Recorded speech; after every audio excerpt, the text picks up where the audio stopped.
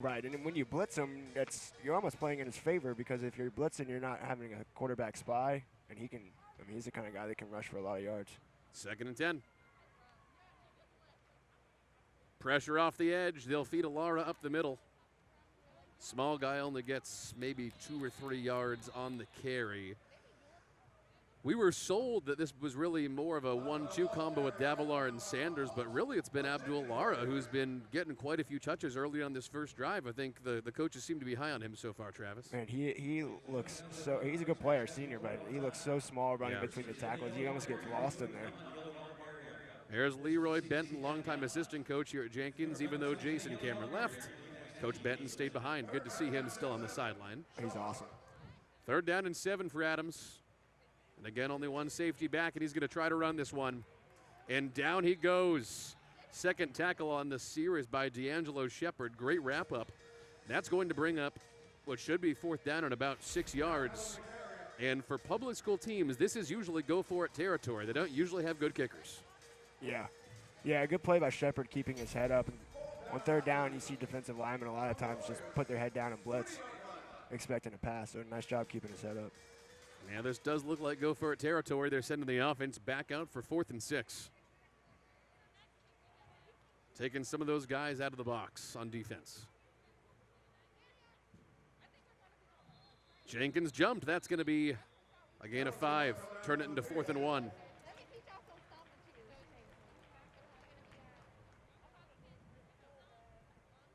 Offsides.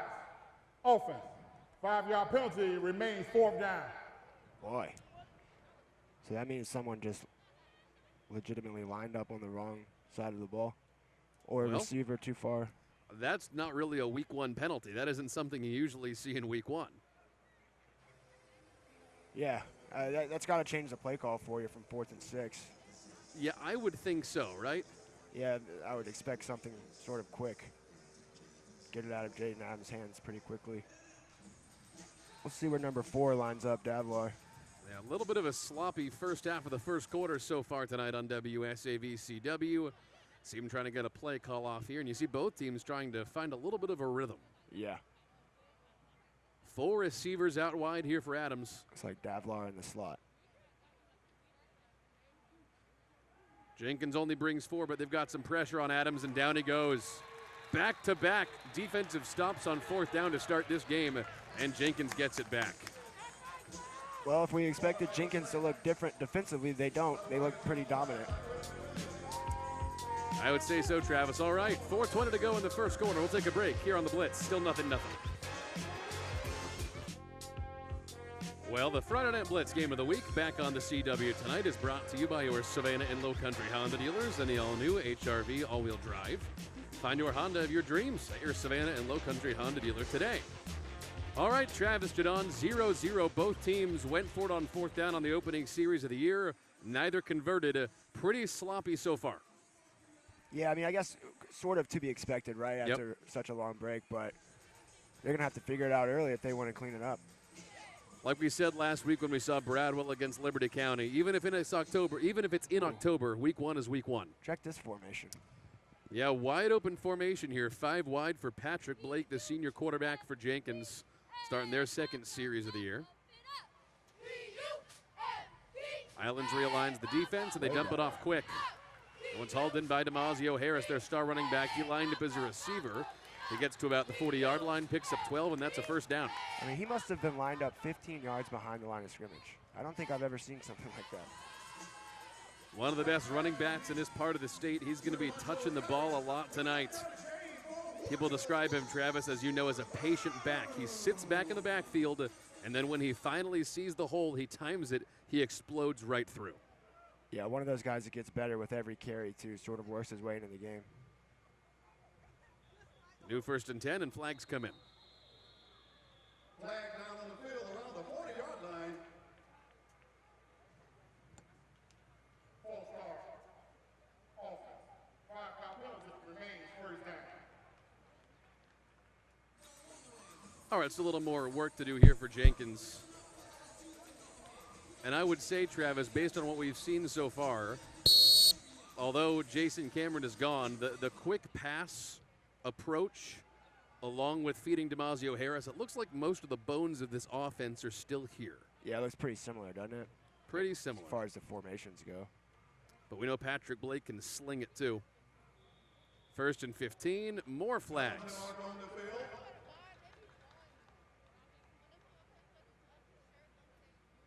Prior to the snap, false start, offense.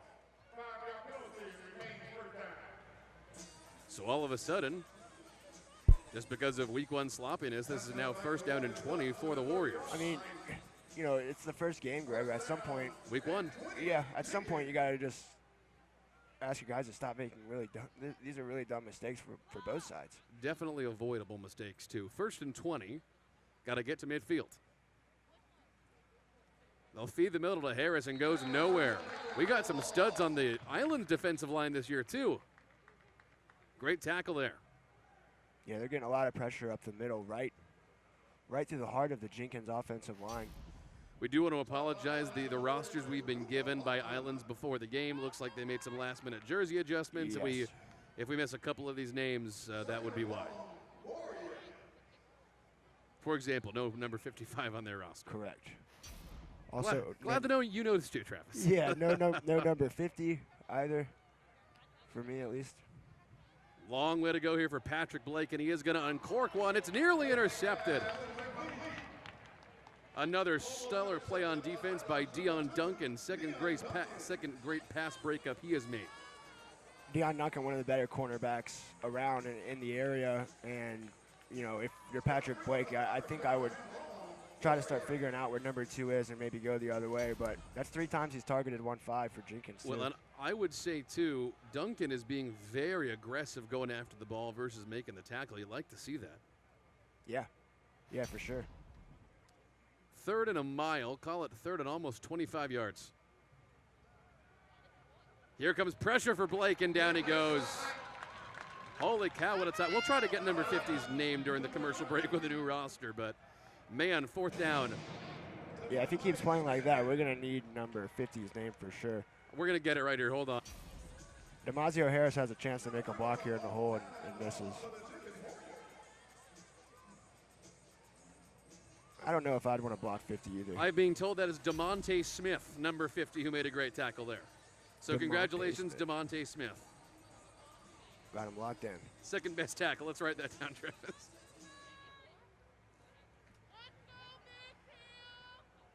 And it's 4th down. Jenkins doesn't look like they're punting? What on earth are they thinking? They're going to throw downfield, and it's dropped. Okay, Travis, I don't understand. You know, the only thing I can think of, Greg, is let's just rule out that they did not know what down it is, because I'm confident they did know what down it was, but maybe Gene Clemens is really sabermetrically inclined and doesn't like to from your own 25? I don't know, man. I'm searching for something. All right. I can't imagine that. So that's an onside kick twice to start from Islands, and then 4th and 25 from your own 25? All right, Travis, you and I were saying the first couple minutes of this game, and I think what we are now seeing is our beliefs confirmed, that what we are seeing is not a reverting to what Savannah public school football was in 2016 and 2017. Definitely more talent than there was back then a lot of the time. But I would say the attitude is the same. It's big plays and only a handful of big players. Yeah, I think that's fair. And did we just get more flags on this snap? I'll let you guess. Yes. False start, offense. 5-yard penalty, remains first down. These teams got an extra 4 weeks to practice versus their other counterparts. It just feels like they probably didn't work very hard on the snap count, huh? Yeah, the refs are going to get their steps in tonight, I think. All right, 1st down and 15. They're going to let Jaden Adams throw here probably again. That's Lera in the backfield. Watch the linebackers and see if they're coming. They are. Adams swings it off. Good completion there. That's Davilar, who is in the slot, their best running back.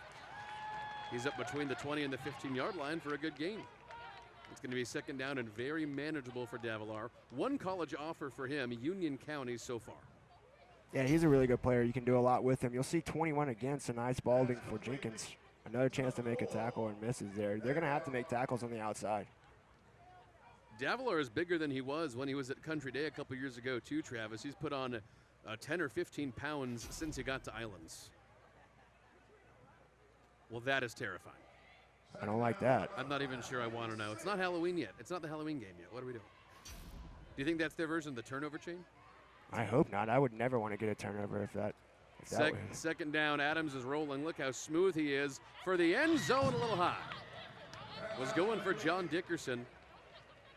Yeah, nothing wrong with that. I think you want to throw that. Of course, another flag here. It looks like Man, you want to throw that where only your guy could get it, and if not, it'll be out of bounds. That's a flag down on the field.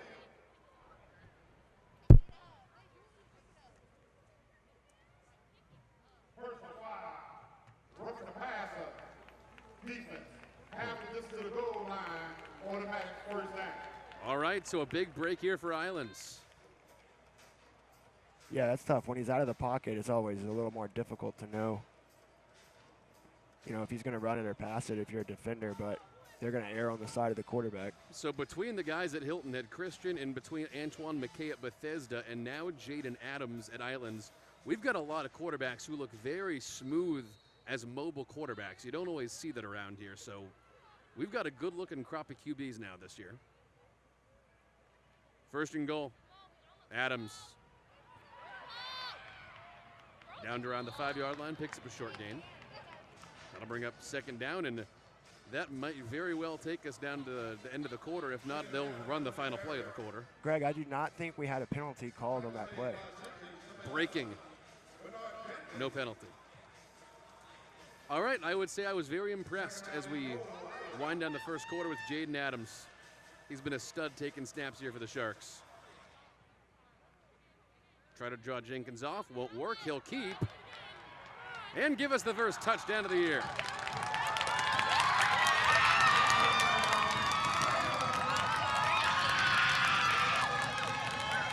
And they're sending him back out. Are they going to go for two? Islands has guts. Really good decision from Jaden Adams to keep there.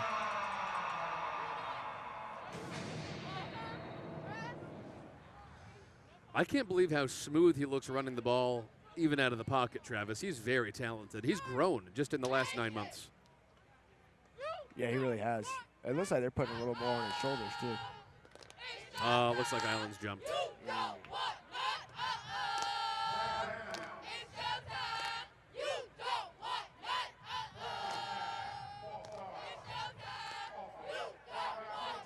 Replay the drive.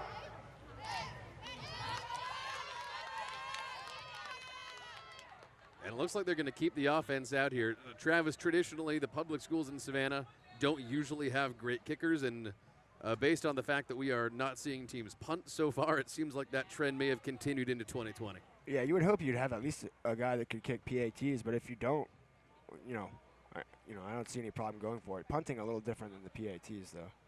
Sharks going for two. Adams went under center. Fade to the end zone. Oh my gosh! He got mossed. Langston Lewis got it for two. Wow. See you on WSAV's Friday Night Blitz tonight, Langston. Holy cow. I'm going to put that on Twitter and send it to Most. Boy, that's a pretty good feeling for Jaden Adams to be able to throw that ball. Pretty underthrown, and his guy still came down with it.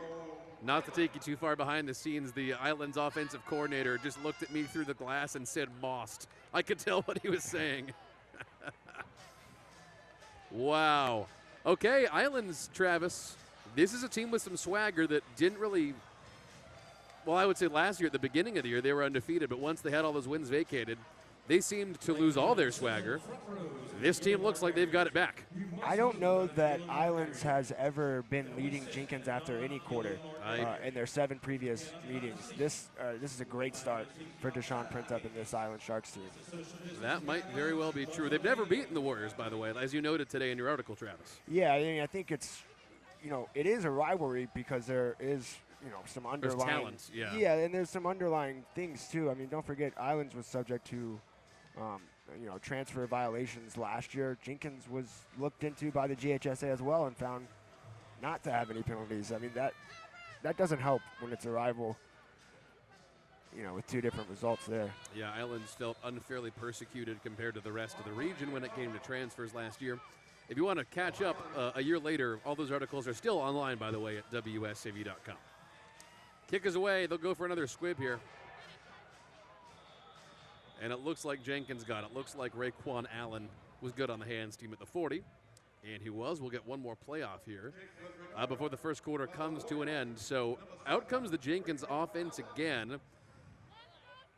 Patrick Blake and Damasio Harris are doing the work so far. We have not seen anything really from Tony Edwards or Kieran Jones or Trey Brown or Khalil Marshall.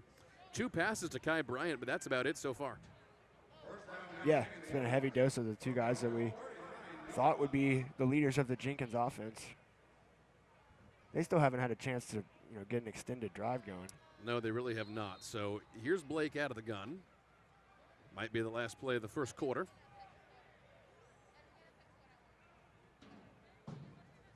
Islands brings 5, going for pressure. Harris shakes a couple of guys and eventually gets taken down for a loss at the 35 as we end the first quarter. Like we said at the top of the broadcast, this game looks like it's going to be close the rest of the way. End to 1. Islands up 8 on Jenkins. The Friday Night Blitz is brought to you by your Savannah and Low Country Honda dealers and the all-new Honda Civic SI Sedan. Get a great deal on a Honda you'll love at your local Savannah and Low Country Honda dealers today. Back to start the second quarter. Islands on top of Jenkins 8-0 after they scored a touchdown and went for 2. Second down and long here for Jenkins to begin the second quarter. Patrick Blake has looked pretty good at quarterback for them so far. But Damasio Harris taken down for a big loss in the play there. Tavari Bruton got to him first. Travis, when Islands was considered one of the best teams in the area last year, that was because of their skill guys. I don't know what happened, but all of a sudden their defensive line is some dogs. Yeah, Jenkins has not been able to block pretty basic pressure from, Islands is bringing pressure, but it's nothing extravagant here. It's just been man on man up the middle, and if you can't block the interior, I certainly wouldn't be running in the interior. Call this now 3rd down and 15.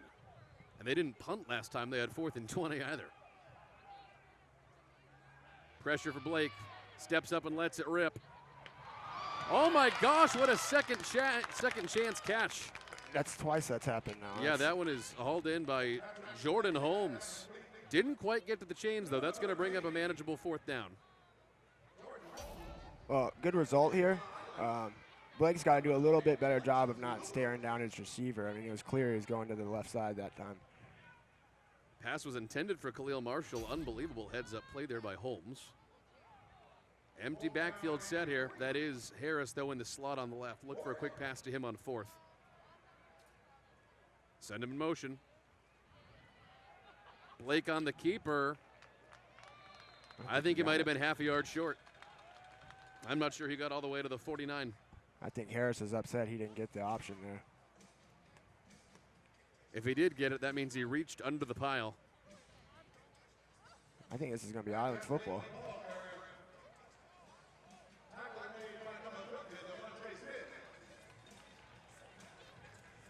They did stop him about half a yard short. That's what we thought. Okay, so twice here early in this going, Jenkins had the opportunity to punt. They've now failed going for it a couple times. Is that the 3rd time, Travis, on 4th down? Yeah, that's correct. And I think at some point, Jenkins is going to have to either consider doing something besides running up the middle on 4th down, or else do something crazy like punt it. And the problem for them now is back comes Islands in good field position on the Jenkins side of the 50, and Jaden Adams looks like he is the most in-control player on offense for either team on this field right now. I agree with you. How do you feel about the plain helmets with the numbers on the side, Greg? I like the new look for Islands. I do. I think I do too. I miss the feathers on the Jenkins jerseys. Those were pretty slick last year. All right, new 1st and 10. Islands starting the drive up 8 points. Jenkins brings big pressure. Here's Davilar. This kid can get on his horse and run. And he does. Oh, shake and bake. Down inside the 10. Davilar to the goal line. Looks like he was run out of bounds at the 1. Wow. Really good, but guess what? And it's coming back. You'll see Island's right guard pull here to the left side. Really good drawn, really well drawn up, but probably a hold. We'll take a look at the replay. Holding. Offense. 10-yard penalty from the spot of the foul. It remains first down. Second huge play, Travis, called back on the Island's offense. That's right. You'll see the right guard pulling here, right there, gets a good block, and then Davlar, good. What a move there. Davlar is so fast, man. We remember watching him as a scrawny little freshman play for Country Day, and he was just a little lightning bolt. Like we said, he's put on 15 pounds since the beginning of last year, but he has not lost any of that speed. Yeah, and Country Day would use him sort of the same way he's being used now. He's come a long way in his high school career. All right, back to first down.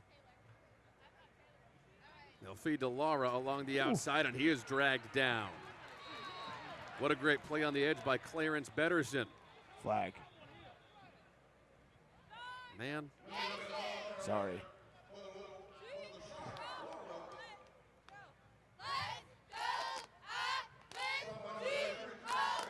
And here's the call.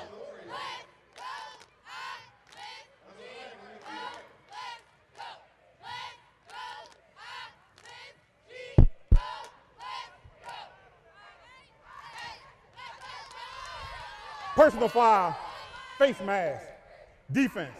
15-yard penalty that results in a first down. Well, it's not going to get him back to the goal line after that Davlar play, but it'll help him out a little bit. I'm going to guess that was on the tackle, so probably Betterson. If it was a personal foul face mask, it usually comes where the ball is. It was funny, man. You just saw Gene Clemens on the screen, Travis. I talked to him the other day. I was at practice getting to know this new team. He said one of their big keys to the game was not giving Islands too much penalty yardage. Well, Well, I don't think that was Islands. I think that was Jenkins. And it was. Penalty, first down. you know, I don't think the people watching this game need us to tell them this, Greg, but I mean, this has been really, really, really disappointing if you're Jenkins the way they're starting. Yeah, and again, this is a basically completely new Jenkins team than we saw the last couple of years. The end of the Javante Middleton and Tyrone Scott era into last year's team, which was probably the best, which was the best in school history. They do not have much to have grown on. That ball looks like it's on the ground. Jenkins says they have it. We'll see here. I think Jenkins does. Jenkins does have it. There we go. Warriors their first big play of the night. Falling on the ball for them. D'Angelo Shepard, the junior. Big play from Shepard. Let's see if it gets Jenkins going a little bit. They seem to be a little flat. I mean, Islands is clearly into this football game. Jenkins needs something good to happen on offense here. Frankly, Jenkins, and this is not surprising considering how good the defense was last year and they've had more to build on. This Jenkins defense right now looks significantly more in sync than their offense. Greg, does it feel a little flat to you here? I mean, Very. There's not a lot of noise, not a lot of music. I mean, obviously we have the attendance, restrictions. It just seems very flat along the Jenkins sideline right now, and that is something that you would never see. They were the opposite. No, I would imagine Warrior parents are here to root on their kids and support the team and support the community, but it's become pretty clear so far this is not the same team. Yeah. All right, we got a guy back at the 20-yard line setting up for this play. It was a fake, and Patrick Blake had a man over the middle who tripped up upon making the catch. That was Kai Bryant, his third target. Does have a first down, though. I like that call from Gene Clemens. They sent up Damasio Harris 20 yards behind the line, making people think it would be a backwards pass, cleared up the middle of the field. They had that set up from earlier, too, from when they actually did throw it to Harris in that same formation. Well, Gene Clemens does things a little differently, huh? Coke in the left hand, never punting, 20 yards behind the line of scrimmage, lining up. That's a debatable catch. Okay, new first down. Got to the 46, 47-yard line. Same interesting formation. Guy 20 yards behind the line. 10 yards behind the line, rather. Blake will keep this time. Doesn't quite get to the first down marker, but gets about 6 or 7 yards in the process. All right, so there's Gene Clemens on the left side of your screen. Travis, I don't know if you've gotten to talk to him yet. He's definitely a different kind of cat. No, I haven't met him in person yet. I have talked to him over the phone one time, and, you know, one thing that was not mentioned was never punting and formations like that. But All right, we'll take a break here on the Friday Night Blitz. Take a timeout on the field. 8:42 to go to halftime. Islands up 8-0. Still a surprise. Well, the Friday Night Blitz game of the week is brought to you by your Savannah and Low Country Honda dealers and the all-new Passport all-wheel drive Elite. Your local Savannah and Low Country Honda dealers are proud to support the community and local high school football. All right, well, Deshaun Printep's got to be happy. In case you're just tuning in, that's the new Islands head coach, and his Sharks are up 8-0 on the defending region champs, Jenkins Warriors. But these are two very different teams and programs compared to what we saw last year, and the score just one indicator of that.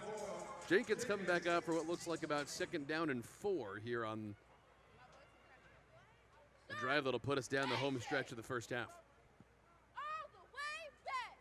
Blake out of the gun. Feeds Harris, and the D-line got to him first. DeMonte Smith is all over the field, Travis. Third tackle for him. yeah, he's playing really, really well. DeMazio Harris going to have a tough time if he doesn't get a little better blocking than that.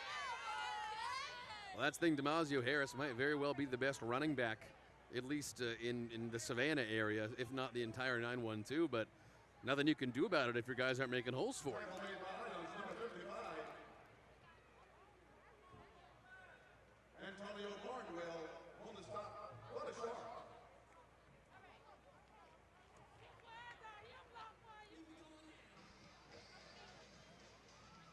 I think that's a tall boy Coca-Cola in Coach Gene Clement's hand. Even more impressive. Third down and about 5, maybe 6 for the Warriors. All right, so 3rd down and 6 here for Jenkins. Patrick Blake has thrown it well so far, but they've asked him to mostly do dump off and underneath patterns. Sort of looks like he's walking with a limp. He has looked pretty good so far, though. 3rd down and 5.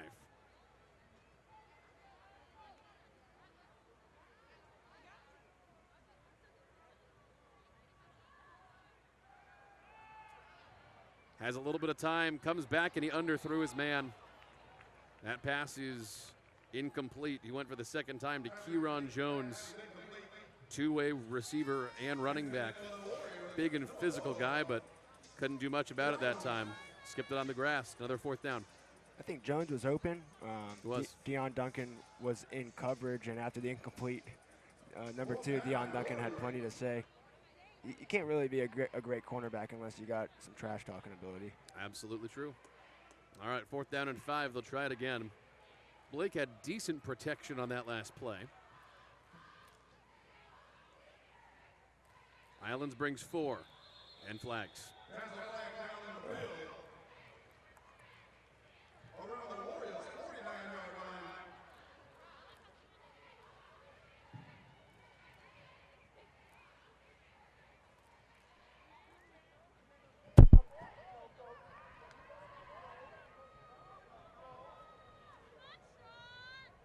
Illegal formation, offense.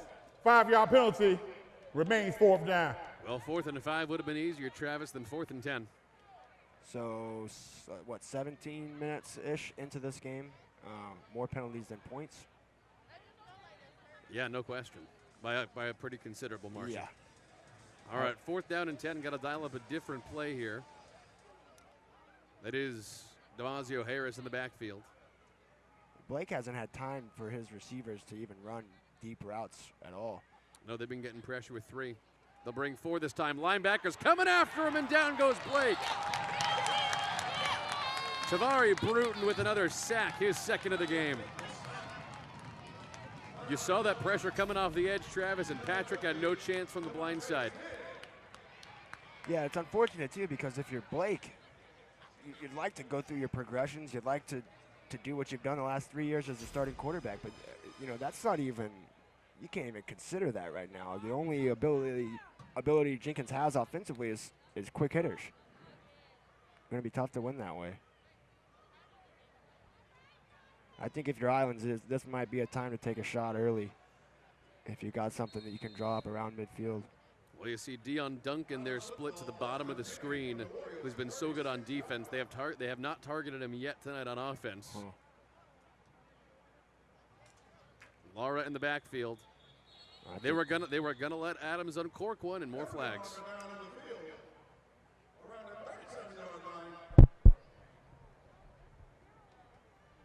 False start. Offense. 5-yard penalty. Remains first down. Well, on the bright side for them, it looked like they were going to throw on 1st and 10 anyway, so why not 1st and 15? Yeah.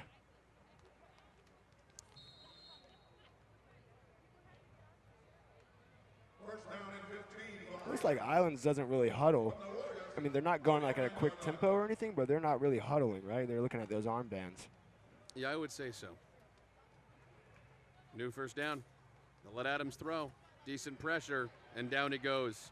Looked like his right tackle kind of abandoned him there as he ran into the line. Yeah, pretty much a coverage sack here, I think.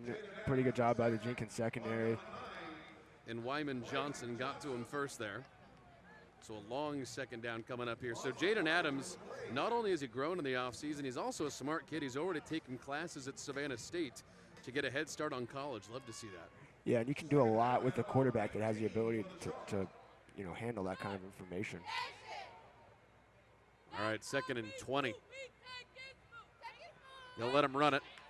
Hard to bring down, very smooth across the 40 toward the 35. Got about 10 yards back there.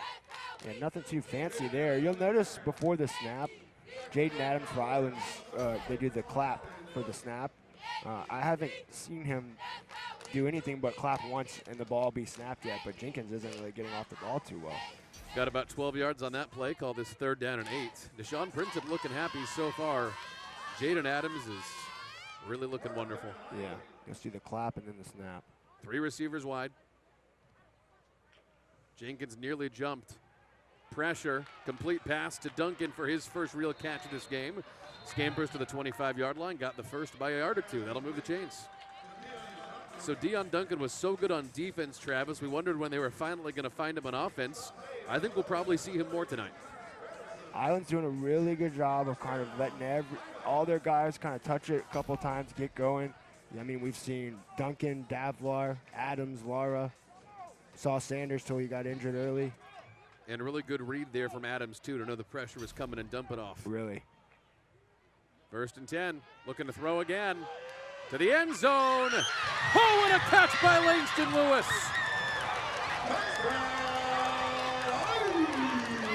Touchdown Sharks. They're up 2 touchdowns on Jenkins in the first half. They got their swag on, Travis. Yeah, I mean, Islands looks like they want to be here. Jenkins doesn't, to me, look like they have any kind of energy. What a play. That's 3 different tipped balls that we've seen caught today, so they've been doing the tip drill in the offseason. 2 for Jenkins, 1 for Islands.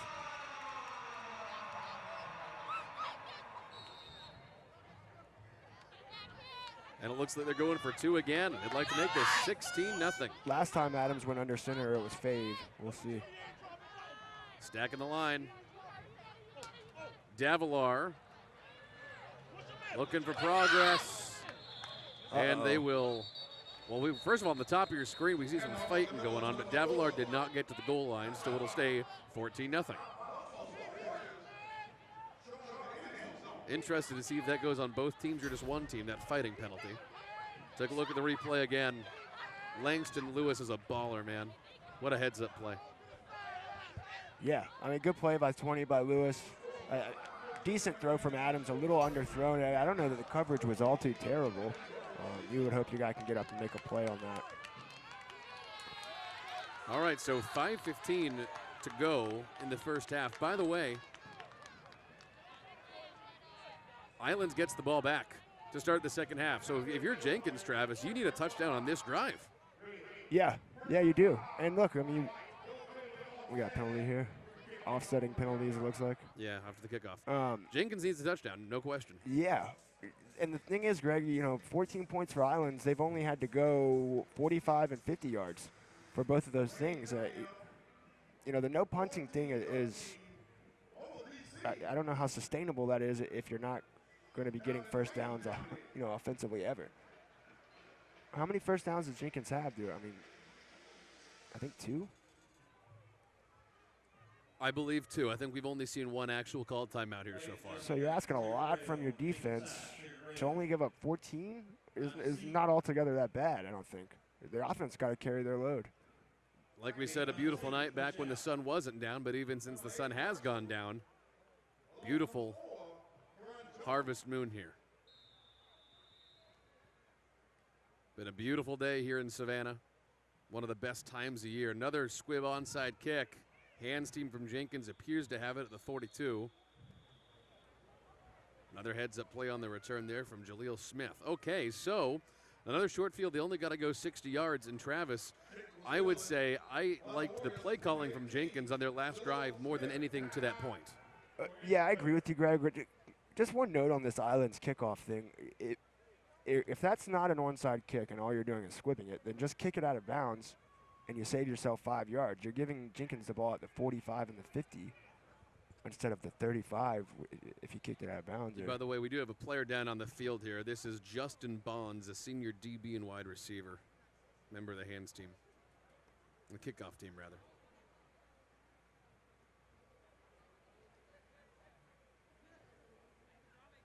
Or it's Caden Hediger. It's either 14 or 13 or 43. We will see. Looks to be number 43, Caden Hediger.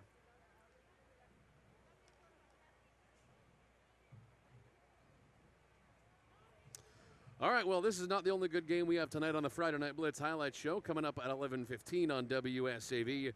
Got a bunch of other great games we have covered that too. Travis, we got some good ones, man. Bradwell, Liberty County, Part 2. North Side from Warner Robins at Richmond Hill. Memorial St. Andrews, good small school game too.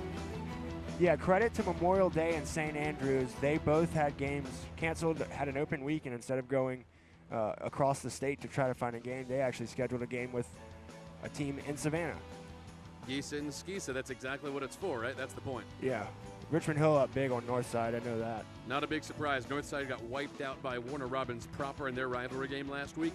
Bradwell and Liberty, that game was called a draw. No contest in the third quarter last week. Part 2 of the rivalry. I've been told Liberty is winning. We'll have highlights and more tonight at 11:15 on the Friday Night Blitz Highlights Show on WSAV. Yeah, you're not going to get away with calling Bradwell Liberty a tie. That's not going to fly with either side. Certainly not. So that is Caden. Looks like he's limping off. That's bad news. Yeah, you just hope it's nothing that lasts throughout the season. I mean, obviously he would want to come back tonight, but that would not be the priority, I don't think. A little music in the stadium. That's what we love about public school football, but I'll tell you why it feels a little flat. Usually we have the bands playing with public school football. We're not hearing the bands tonight, Travis. That's a good point. I didn't even think about that. It's because we don't have the bands. Holy cow, what a keep. Blake throws downfield and he undershot his man at the 40. He had Kieron Jones on the way to a touchdown, just missed through that ball. Goodness, what a fake. The whole stadium bid on that. I'd be surprised if we got a clear camera shot of that, too.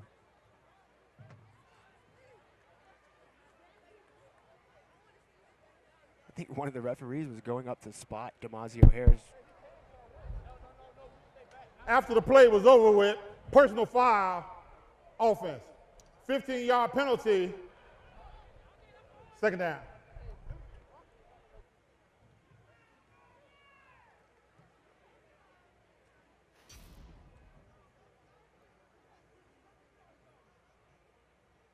Man, boy, it wasn't even that bad a throw. It was just kind of trailing down and away like a slider. Mixing sports metaphors. That's allowed. Or like a two-seam fastball. You're a baseball player. Yeah, I'll be a baseball guy. All right, and after a penalty, all of a sudden, they've been pushed back to their own 26, 27-yard line. They've got to get all the way to the Island's 48. Holy cow. And if I'm Jenkins and I get the first positive play I get here, I might try a little tempo or something. You've got to do something to get the momentum going for you, or get something going right when you got the ball in your hands. Sorry about that. Second down and what looks like 25 yards after the penalty.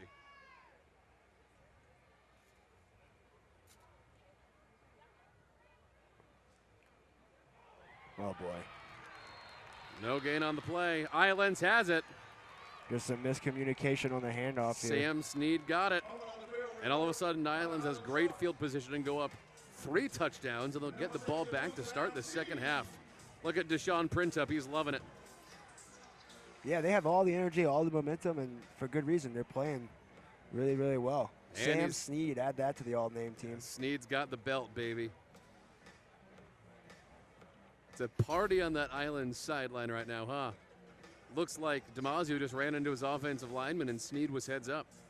Well, I think if I'm a former Islands player or anyone that's gone through this program and anyone that's, lost to Jenkins, as every Islands player has, this is a really exciting score right now. They've wanted this for a long time. I know that. No kidding. We'll use that tonight in the Friday Night Blitz highlight show. What a great image there for Sam. All right, well, here on the Jenkins sideline where I'm sitting right above the Warriors sideline, it is quiet as can possibly be. They need to stop here on defense, but Adams doesn't want to give it to him. He's going to run. For a touchdown, Jaden Adams. We'll see you on the highlight show tonight on WSAV. Well, Jenkins called for one of their linebackers to spy Jaden Adams right in the middle. I think it might have been Betterson. And when Adams escapes the pocket, he slips up. Good golly, Miss Molly. What a play at the goal line. 20. Watch this. Hold on. We are waiting to see here. The referees have still not put this on the scoreboard. We're waiting to see if they're calling this goal to go. One referee said a touchdown, one did not. That's not a touchdown, still 14-0. They'll say he was down. We'll try this again. Throw to the end zone. Incomplete. I was closer to Wait, me. I take it back. The scoreboard's just late. It is a touchdown. They were just late on the scoreboard. It was a touchdown. 20-0 is our score. The two-point conversion is no good.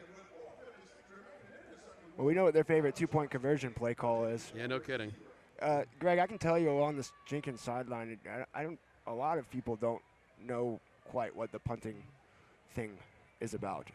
That is a point of discussion. The lack of punting, I should say, from Jenkins. Are you hearing people just kind of confused? Yeah. I mean, I just don't. When that happened, when they chose not to punt on their own 25 at 4th and 25, there were several media members down here wondering what was going on. I think, like you and I, they were double checking to make sure it was 4th down, and that led to Island's first 8 points.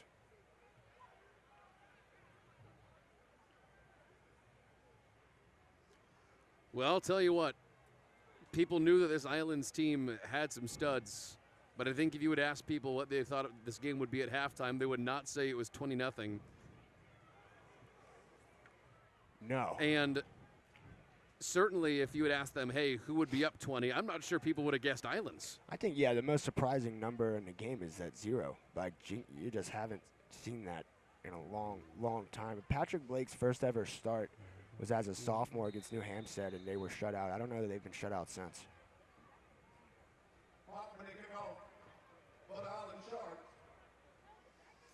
All right, this is going to be a big drive here for the Jenkins Warriors when they get the ball back on offense if they want to prevent this from blowout territory. That ball looked like it was still loose around the 41. And Jenkins fell on it again. What else could you ask for if you're Jenkins to have ideal field position almost every time you've touched the ball? I think the offensive line is really not figuring out how to stop the couple of beasts that the Islands D-line has. Yeah. You would think the answer would be to stack some tight ends on the line. I'm actually not sure that Jenkins has tight ends in their repertoire. Like the last couple of years under the Cameron system, they've run with some fast wide receivers and fast running backs. They never had a need for tight ends. Yeah. I mean, that's true now that I'm thinking about it. And when you look back at all those Jenkins teams and all the skill they had, Greg, the one thing that never really came up was the offensive line, and that's a good thing. I mean, that means that they were playing well. Usually when the line is a point of discussion, that means they're not playing well, Gene Clemens looks pretty exasperated there, Travis, wouldn't you say? Yeah, I don't know that I would want to be in that locker room at halftime. Game, offense. 5-yard penalty, remains first down. Just brutal. Wow. Brutal. After the kickoff. Push it back to first down and 15. All right, it's time for Jenkins to put something together here. If they let Islands get the ball back, I swear, Travis, they're going to score again.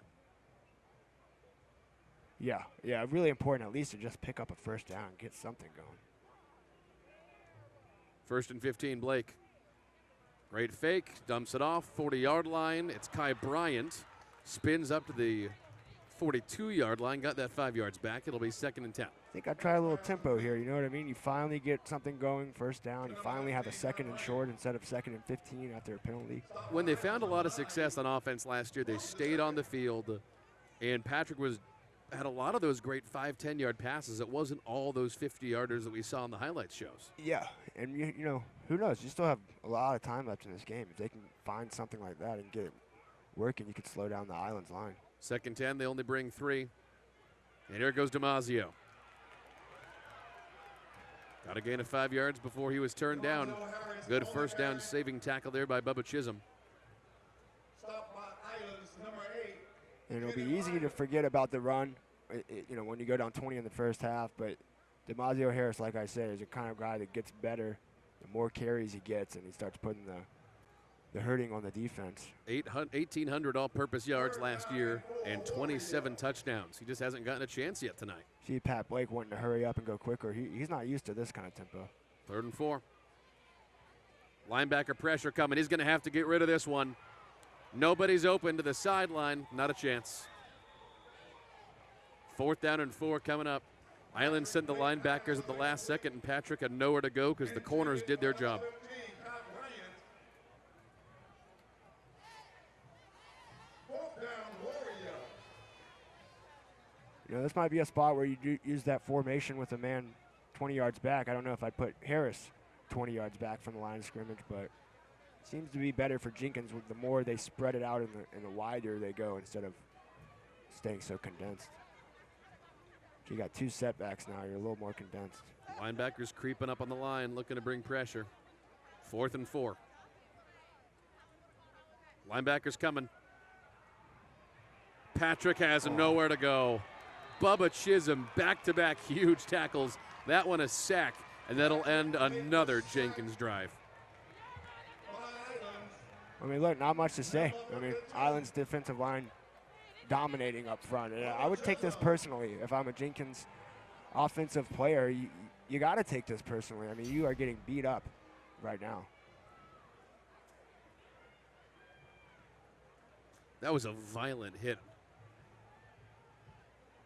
And again, you know, when you're 0-7 against a team and you smell blood, I don't want to use a shark in the water reference, but, you know, it's been a long time. They've been waiting for this moment. They're going to take advantage of it, and I don't necessarily think they're going to slow up.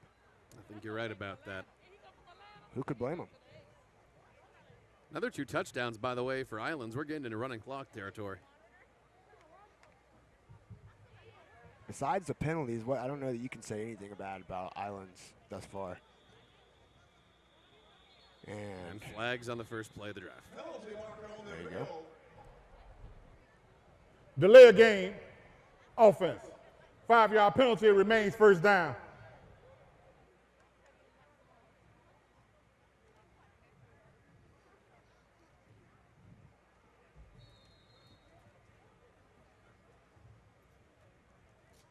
A lot of great stuff coming up in the halftime show, by the way. Talk about that more in a second on the new 1st and 15. Back to the ground. That ball's on the ground, and Jenkins fell on it. there you go. Let's see if they have a little energy now. Raekwon Allen with the second fumble recovery of the night for the Warriors, and Jenkins is right back on the field. Here we go.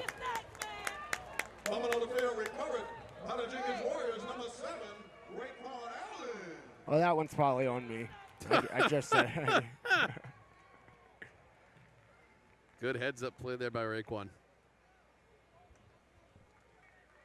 Now, if you're Jenkins, well, you'd like to say this is the time to take a shot, right? Because you're around midfield, first down, you got a little momentum. Yeah, I just don't want, if I'm them, I don't want Islands to get another 3 minutes You don't have on the field. Yeah, you don't have enough time for your receivers to run deep routes. I mean, you got to eliminate half your playbook.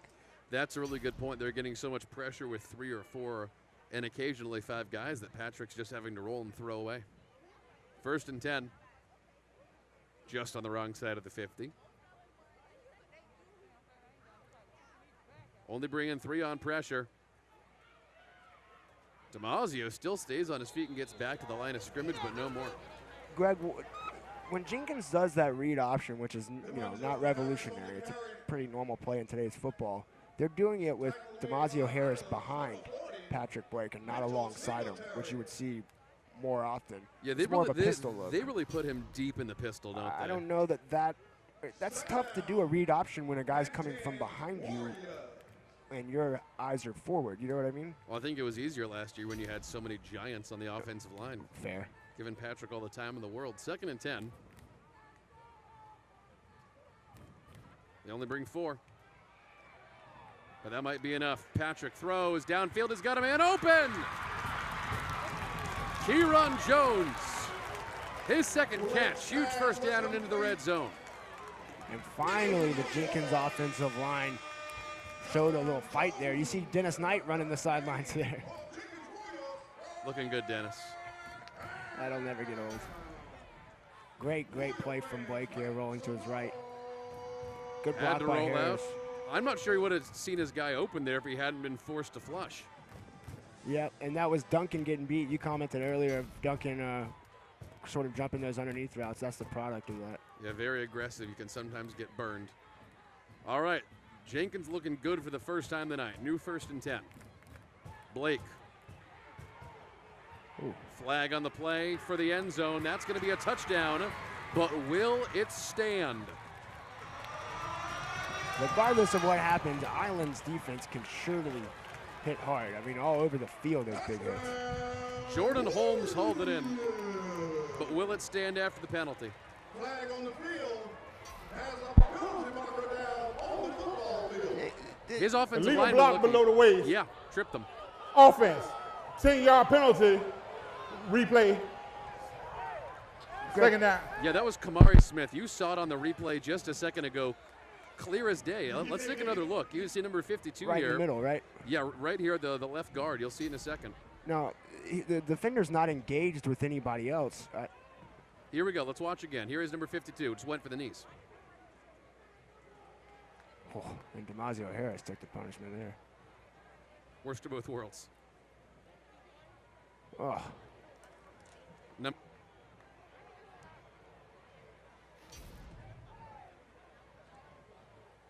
So the touchdown does not stand.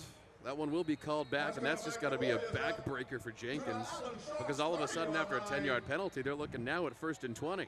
Yeah, and if you're Jordan Holmes, your first career touchdown comes off the board too. Island. And there's a timeout on the field that'll be called with just over 2. We'll call this the unofficial 2-minute warning. All right, fans, we want to remind you to get the scoop on local high school football all season long with the Thursday Blitz Countdown. Every Thursday at 6:30, we bring together Savannah's top experts to look at the big storylines, look back at the top performances of the week, and look ahead at the games to watch. The Thursday Blitz Countdown, Thursday nights at 6:30 on WSABCW, presented by your Savannah and Low Country Honda dealers. Travis, this is a good week of games. So yesterday's show was a good week of games to preview. Have you by chance looked at next week yet in the games we have, Travis? Yeah, I've been looking at October 9th for a long time. I think BC Ware, you and I have talked about that. That one is a huge one, but there are really a lot of good matchups next week. Okay, so among the big schools next week, we are, of course, broadcasting Benedictine at Ware County. It's also Effingham, South Effingham, the Bluffton-Hilton Head Bridge Bowl. Have the best small school game of the year probably between Bethesda and Hilton Head Christian, who are both putting up 40 burgers in every game. Next week is absolute insanity. Yeah. Good time of year to be a Savannah High School football fan, that's for sure. It's just nice to have a full slate again, isn't it?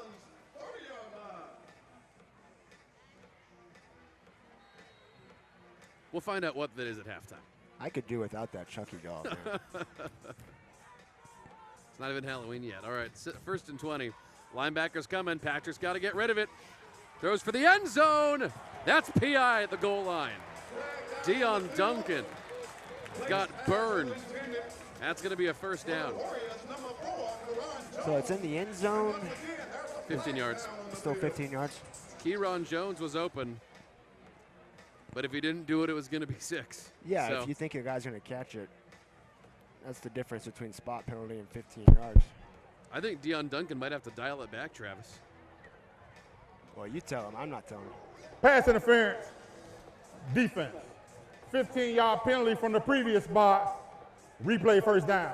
And that was about as blatant as it gets. See, a pretty good job from Blake there. You see he looked left. I mean, the pump fake itself doesn't really do much, but just the act of looking left allows the right side to become open, and that's always been true in football. All right, so back in the red zone. 20-yard line, new first down. Blake back for the end zone. Not a great throw into traffic, looking for Jones again. Clock stops at 1:49. Good crowd on hand, like we said. They hit the maximum 1,000 seat limit, 20% capacity at Memorial Stadium here in Savannah. We've been to a couple other games where that is not taken quite so seriously. Memorial Stadium is taking that very strictly. Yeah. I mean, all the kind of protocols and rules and stuff like that are being really well enforced. Second down. Oh. Patrick nearly got destroyed by his own teammate and then gets destroyed by the defense. Ben Andrews with a huge 8-yard sack. Just the little things for Jenkins. I mean, a guy. Did DeMazio Harris trip? Let's take a look at the replay. Somebody coming in motion. I thought it was Holmes. Yeah, it was Holmes who tripped him and then tried to roll out, and the linebackers were there. Yeah, so if you're a linebacker and you're trailing the guy that trips and falls down, you no longer got to worry about that guy.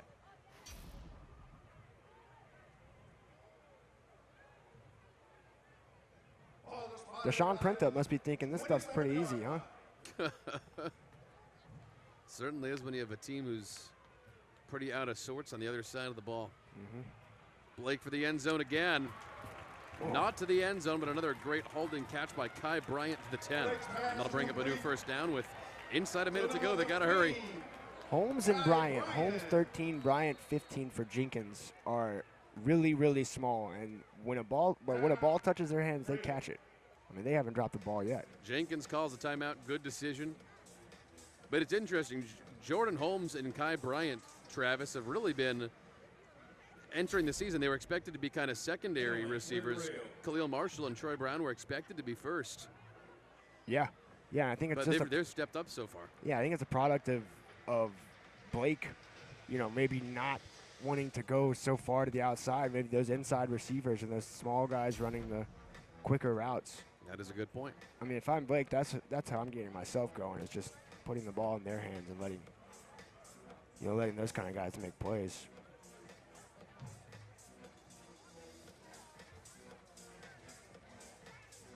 I mean, Patrick Blake, one of the best quarterbacks in the city. Gene Clemens right there, head coach for Jenkins, knows that. So, again, I think, it's very important that the Jenkins offensive line just play serviceable. You don't have to dominate up front. Well, this is exactly what Jenkins needed. It's a shame it took him so late into the half to get close to getting it done because, in case you're just joining us, Islands does get the ball back to start the second half. Need a touchdown here and need a stop on the first drive of the second half. Then all of a sudden, Travis, they're right back in it.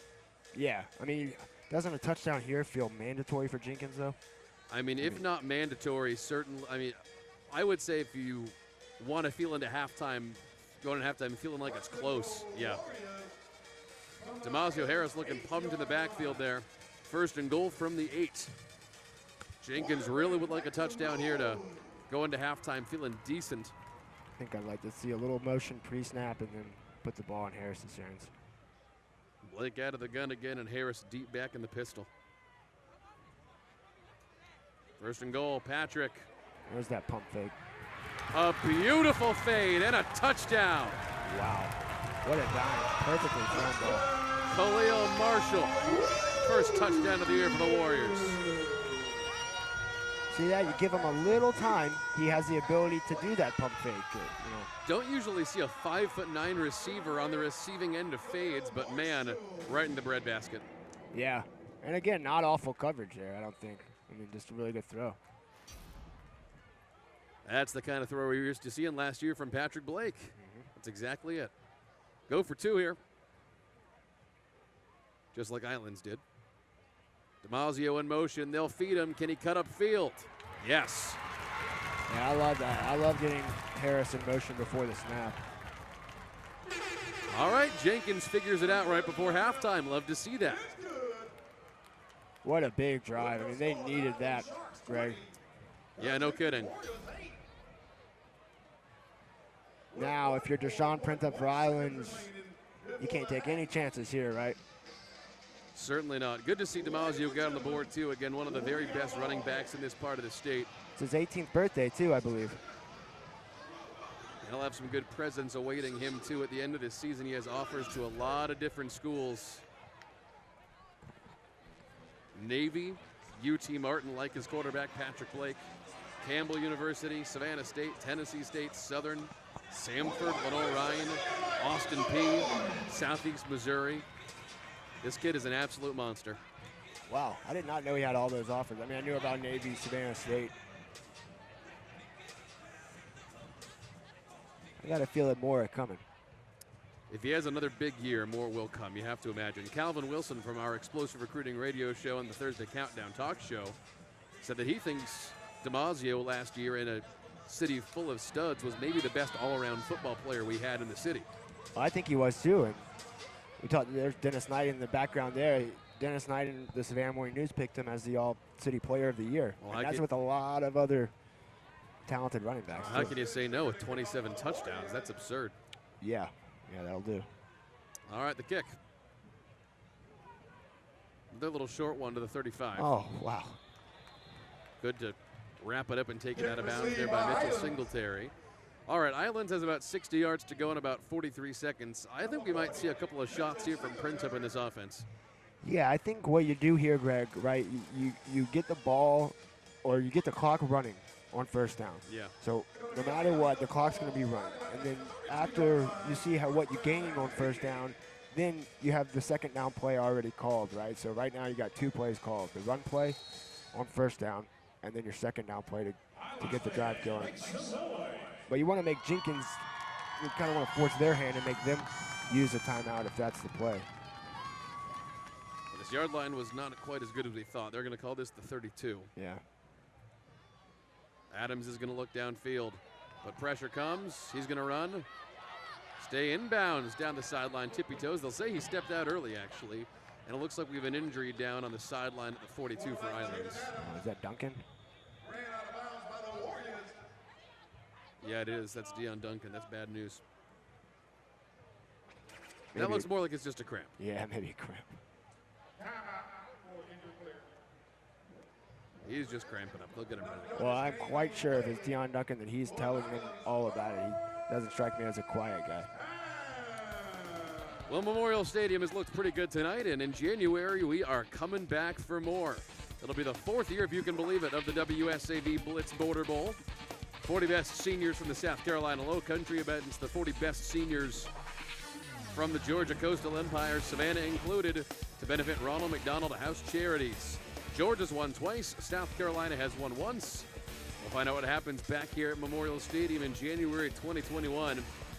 Yet, Travis, I would imagine we're probably going to see both quarterbacks from this game. Yeah, I would certainly hope so. I mean, that game is always a fun time. A lot of points usually in that one, which I'm about. I would think Jaden Adams and Patrick Blake would be here. I would feel pretty certain that DiMaggio Harris would be here as well. You know what? The players are always like playing with each other, and those seniors, you always like that experience. But Greg, I've found in watching that game and covering that game in the past, the head coaches being assistants with each other and being on the staff, they really seem to enjoy that week as well, kind of picking each other's brains. Well, you know what's always a blast is to see a guy like Ken Cribb just get to be a purely offensive coordinator. Yeah. That is so fun. Yeah. By the way, DeMonte Smith, who has been all over the field tonight, big number 50 for Islands, he's a senior too. I bet we see him back here. Yeah, he has been everywhere. That's the slowest you'll ever see Duncan move. I think you're right, though, just a cramp. All right, Island's going to try again here on a new 1st and 10. Another great shot into coverage, right into a tight little spot. Langston Lewis tried to get to it. It was a little high. Call it 2nd down. And there he is, big number 50, DeMonte Smith. I bet we're going to see him back here, Travis. He's made a big impression even just in this first half of the first game. Yeah. Actually, I got a text from Calvin Wilson from our Thursday Blitz Countdown talk show, who must be watching the broadcast or he's here, because he made a big sack, and then I just got a text that said, this kid's a monster. I was like, yeah, no kidding. 2nd and 10. Pressure. Oh, boy. I think, no one in the vicinity. look, if your island's there, you prefer the sack, don't you? That should be grounding, right? There's no one there. Jenkins coaches are calling for grounding.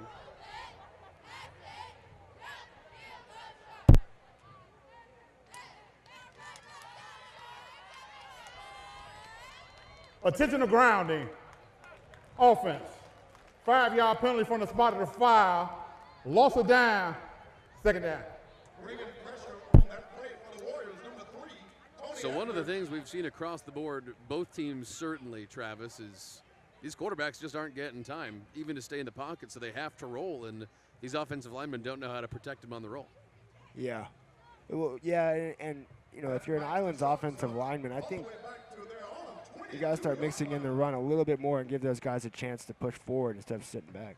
3rd and forever. They're going to keep it on the ground and melt the clock. Should be a timeout. And Jenkins looks like they've just called a timeout to force him to punt, although I don't think we've seen Islands punt yet tonight. So that incomplete pass that was an intentional grounding. Again, I'd prefer to see Adams take a sack there. The only thing that matters is the clock running. The yardage really wouldn't matter there, unless you're expecting to go 75 yards. Put yourself in a predicament here if you're Islands. Well, folks, WSAV is proud to take you inside the huddle of one of the best teams in the nation. Watch Inside Clemson Football with Dabo Swinney every Sunday night, late night on WSAV, with insights from the head coach himself and behind-the-scenes access to Clemson athletics. Inside Clemson Football with Dabo Swinney, Sunday late nights at 12:30 a.m. Stay up late with us on WSAV, or check local listings. They're playing UVA tomorrow, Travis, Virginia, 8 o'clock. Should be a blowout. Yes, should be. I like how you guys put Dabo in primetime. Well, it's not us. Oh, sorry, you mean 12:30 a.m. Yes. I thought you meant put him on the national broadcast. No. And nothing but the best in terms of WSAV programming inventory for the Clemson Tigers. We have other stuff to air, Travis. We got Sunday Night Football, man. We got the late news. I hear you. So what we got 4th down here. 4th down and forever. Now, Are they not going to punt? Do we not have punters? Oh, my gosh. you got. All right, He's well- going to punt it himself, right? Okay. Thankfully. Well, that didn't work. That did not go as planned. Jenkins at the 15. Travis, they're going to have a chance to score again with 13 seconds left. Yeah, like I don't think it's overstating it that I've never seen anything like this in my entire life. That play call came out of a timeout that you had, so you had 60 seconds to prepare for that. I understand the play call. I just don't understand that he couldn't get it in the air. Well, Oh, his guy ran in front of him. Yeah. Abdul Lara took a step in front of his kicker. we're making the punt look a lot harder than it probably is. Gene Clemens smells blood in the water, and it's from the Sharks. Well done, Greg. You're welcome. So, all of a sudden, Jenkins has a chance here to only be down a touchdown going into halftime when just minutes ago they were down 20-0. What's our timeout situation here? The scoreboard's not keeping track. I believe they've got one. I think they got one. Scoreboard's really not doing their job tonight here at the stadium. We're doing this on our eyeball test. Yeah, I didn't even look at the scoreboard to consult the timeouts. From the 14, new first down. Damasio in motion. Patrick steps up, avoids pressure. Gets down to the 6, calling for a timeout. Stop it with 6 seconds on the clock. That was pretty cheeky there, that fake handoff. I understand why they continue to do the play action, but at some point, we just know they're not feeding Damasio in Yeah. that situation, and you're just wasting time and giving more time for rushers to come at you. I think you're right. I think you're right about that. Yeah, if you're faking something that you never do, probably not going to work too well. I think this play has to go in the end zone. You should have time for 2 if you can do a fade maybe. Well, that was their last timeout. So if you're going to throw, you got to throw for the end zone because you're not going to have time to throw, catch, get to the line and spike. Yeah, if I run a one-man route here because Blake's not going to have time to look to a guy and see that he's covered, then change to another guy. From this part of the field, you don't have to wait for guys to get deep downfield. Right. You can probably throw for the end zone. Even if you incomplete pass, you'll probably have a second on the clock. You got to just stress to Patrick Blake here. No scrambling, none of that. The moment that the original plan or play is not there, get rid of it. And don't throw it, when you throw it away, don't throw it up in the air high or anything like that because the clock will keep running. Empty set, 5 receivers for him. So if you throw it away with a purpose. Bryant in the slot. Looks like Islands wants a timeout now that they've seen Jenkins set up. I like that. Deshaun Printip is not going to abandon this and let Jenkins just have this going into the break. God, could you imagine if Jenkins goes into the break down 1 score? After what we saw? Yeah. I know Island's drawing up a play on defense. See if we can get in there and see what play it is. Wow, they're blocking us out. All right, what do we see here, Travis? I mean, our cameraman's going to get too close to see the play. The coaches aren't going to like that. Are we going to see a fade again? Yeah, I think, if you're they've got to be ready for that, right? Well, if you're going to do the fade, what you could do is you could add extra protection if you're only going to run, a one-man route. You can use the other guys to protect, but you just have to imagine they're going to be ready for a fade. I would think so, yeah. But Duncan coming off the field earlier takes away their best corner. Either way, it needs to be quick. The slant could work, but again, you cannot catch this ball anywhere but the end zone. You know what I mean? I do. 6 seconds for Patrick Blake and his team here. This would be quite the turnaround in the course of 5 minutes. Boy, it really would. This is huge. Empty set. No real safeties back. Man-to-man coverage. Looks left, looks right. He's hoping that ball gets out of bounds, and it does. But there's zeros on the clock. I thought that was a wow. Islands catches a major break. Jenkins doesn't get a chance for a second play. 20-8 at halftime, and the halftime show is coming up next. Wow.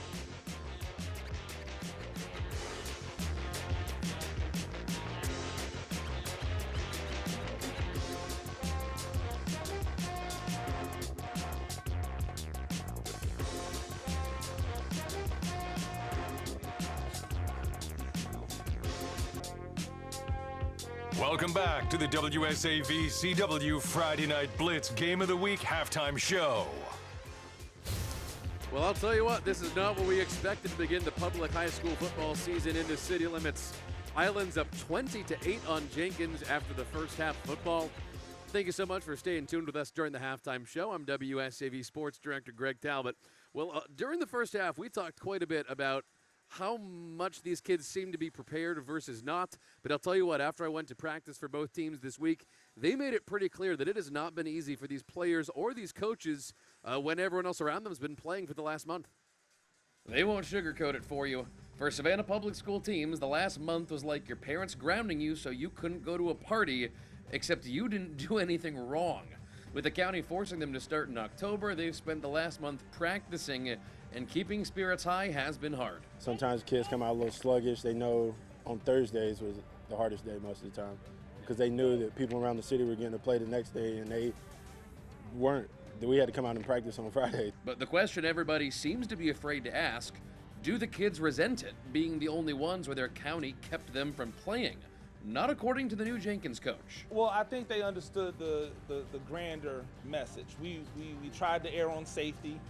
As a county, we wanted to make sure that we were being accountable to not only our students, but our coaches and anybody that came out to see us. So I think they got the message, and while it was hard to watch some of their friends or buddies that might be around at private schools or in neighboring counties play, I think they understood what it was. They did take advantage of the extra practice time, though. It helped and it hurt a little bit, I think. It helped because our kids got to learn what we wanted to do and the way that we wanted to do it. So they had a little bit of extra practice time, but it hurt also with them. We had some very tough practices throughout the thing, but we made it. So it's been just the one thing that's kept their heads up, but now it's finally here. Yes, sir. I mean, we kept a positive attitude by knowing that we got a big game ahead of us Friday to lock in. Let's use those weeks to prepare and go out there and handle business.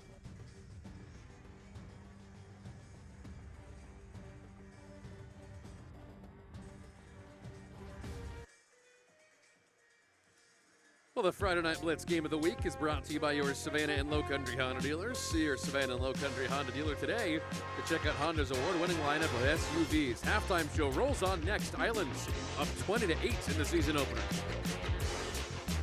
Welcome back. Now, more of the WSAV CW Friday Night Blitz Game of the Week halftime show.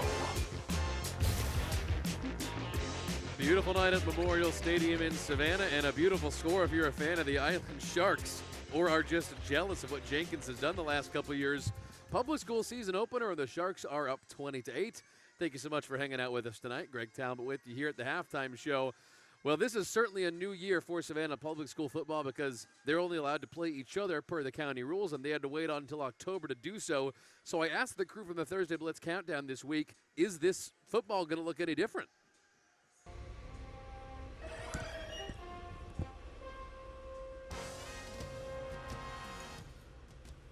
And Savannah Public School football is back this week, finally. You know by now that the county public schools can only play each other this year. They cannot make the playoffs. So Benedictine and Southeast Bullock automatically win those 4A and 3A regions.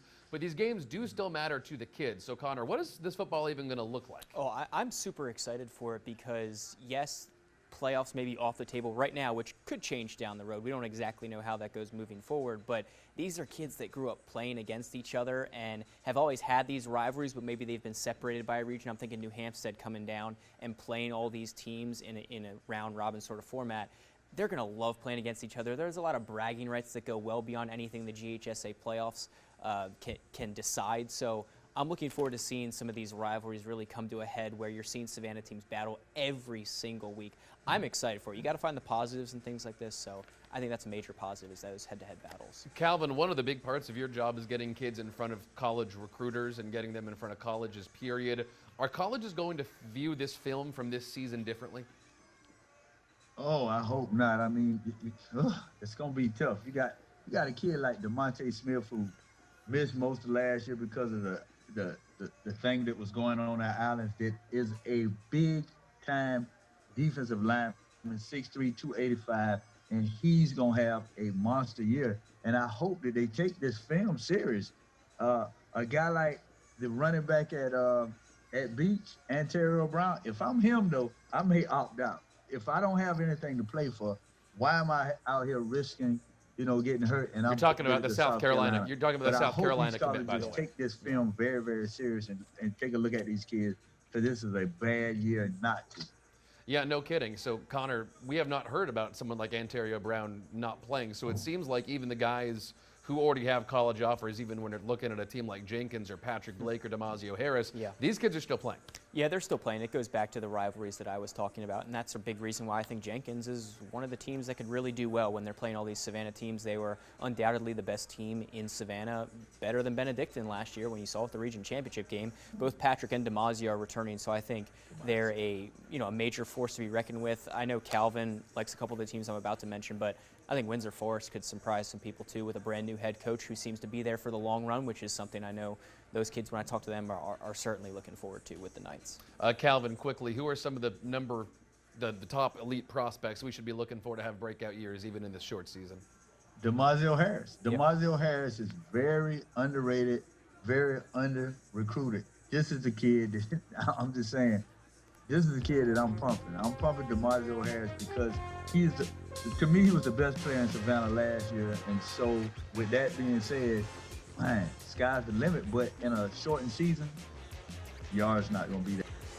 Welcome back. Now, more of the WSAV CW Friday Night. Thank you for watching the WSAV CW Friday Night Blitz Game of the Week halftime show. Stick around. The second half is coming right up. Halftime on the Friday Night Blitz Game of the Week. Live from Savannah, beautiful Forsyth Park, is brought to you by your Savannah and Low Country Honda dealers. Stop in to see them today for a great deal on a brand new Honda. Well, I'll tell you what, sometimes it gets so hot in Savannah from May through September that it makes it hard to get out there and enjoy all the interesting things that there are to do in this part of the country. But now that it's gotten a little bit cooler, it's into the 70s versus being 100 degrees with 100% humidity. It's the perfect time to get back outside and do a bunch of other fun stuff, from football to a bunch of other stuff that you've maybe never even heard of before. And Patty Smith has more on that from WSAV's The Bridge. Patty Turner, rather.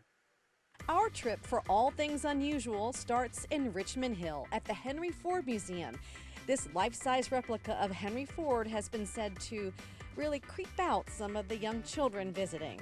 In Tybee, you have to visit the Fish Art Gallery, where the owner makes fish art out of everything you can think of, from trash can lids to tennis rackets.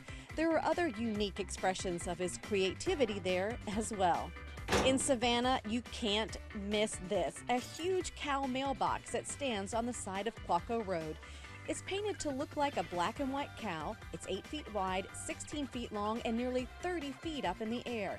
It's owned by the same people who own Keller's Flea Market, where Kelly the cow still sits outside despite the fire that heavily damaged the market. In the historic district of Savannah, there's the Grave Face Museum.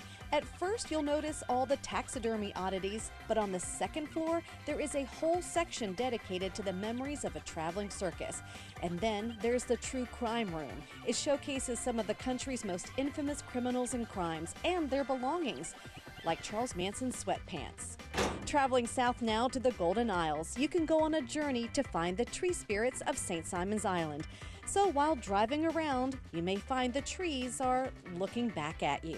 No, these images did not magically appear. In the 1980s, an artist decided to make his mark on St. Simon's, carving about 20 faces. Going a little further south on 95 to St. Mary's, here's a little something to keep you grounded.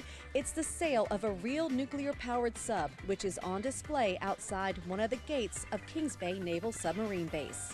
And if that doesn't tickle your fancy, maybe some ticks could do the trick. In Statesboro, Georgia, you can find the world's largest tick collection at the Smithsonian Institute Tick Museum. And to help you see these tiny creatures better, they actually freeze dry some of them and then coat them with gold for better viewing under high-powered microscopes. Appetizing. Thank you so much, Patty. Friday Night Blitz Game of the Week is brought to you by your Savannah and Low Country Honda dealers. Make sure to stop by and see them today for a new deal. Great deal on a new Honda.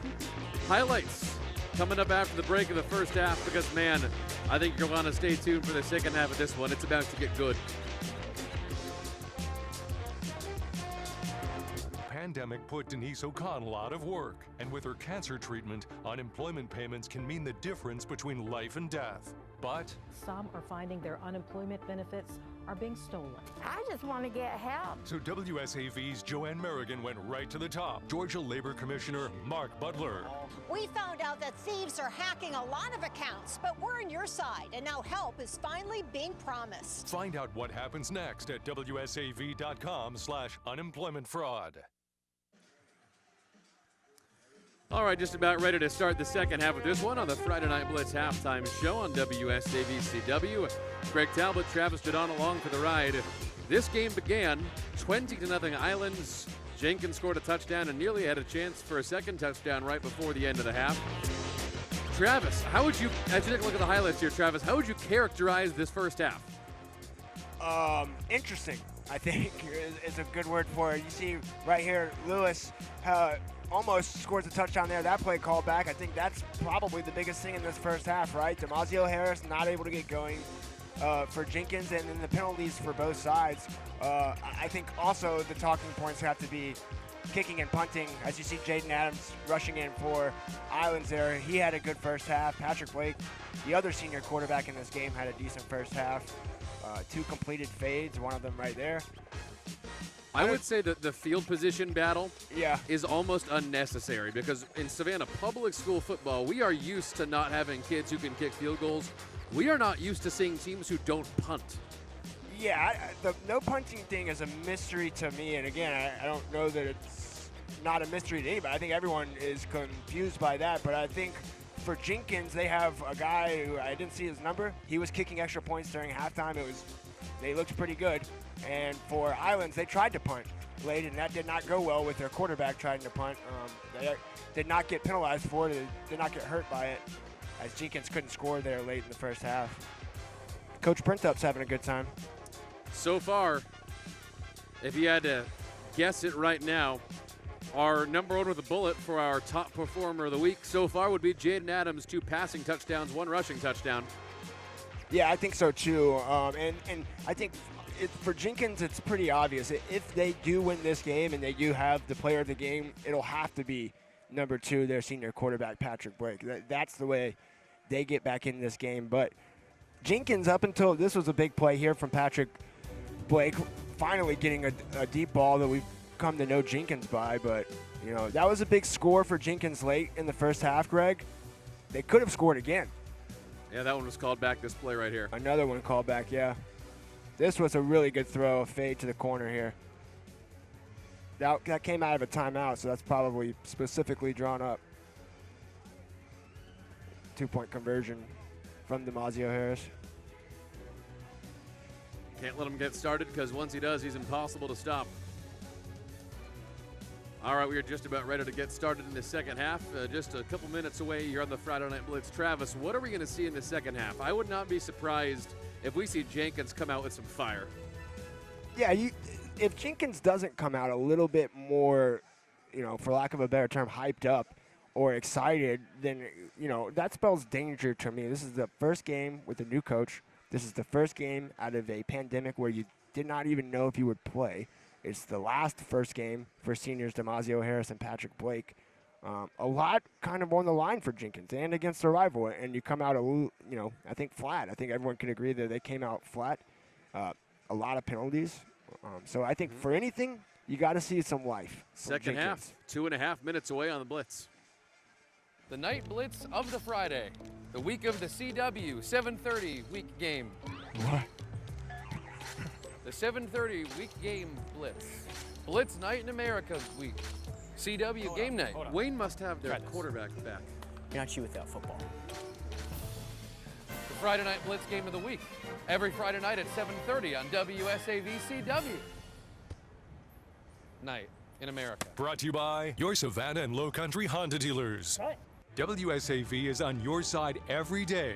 And across the month of August, we brought new family members together through Clear the Shelters. It was love at first bark. Helping hundreds of pets find new forever homes. WSAV shared the stories of animals waiting to find a new best friend. Meet Hoe Cakes. Now the 1-year-old pup has a new purpose. Little Winston is getting a new leash on life. See the happy endings at WSAV.com/cleartheshelters. Well, the Friday Night Blitz game of the week is brought to you by your Savannah and Low Country Honda dealers and the all-new Passport all-wheel drive Elite. Your local Savannah and Low Country Honda dealers are proud to support local community high school football. Well, that was a wild, wacky, weird, frustrating, stop and start, but overall fun first half of football. Islands on top of Jenkins, 20-8, weird score. Teams aren't kicking PATs, they're only going for 2. All right, Travis, I think we should buckle up, man. I think this is going to be a close game down the stretch. I just have a feeling Jenkins is going to come out with some stuff figured out. Yeah, let's see how far this first kickoff goes, because we haven't really seen Jenkins kick off yet. Yeah, the return men for Islands are back at the 15 and 20. And whistles and flags.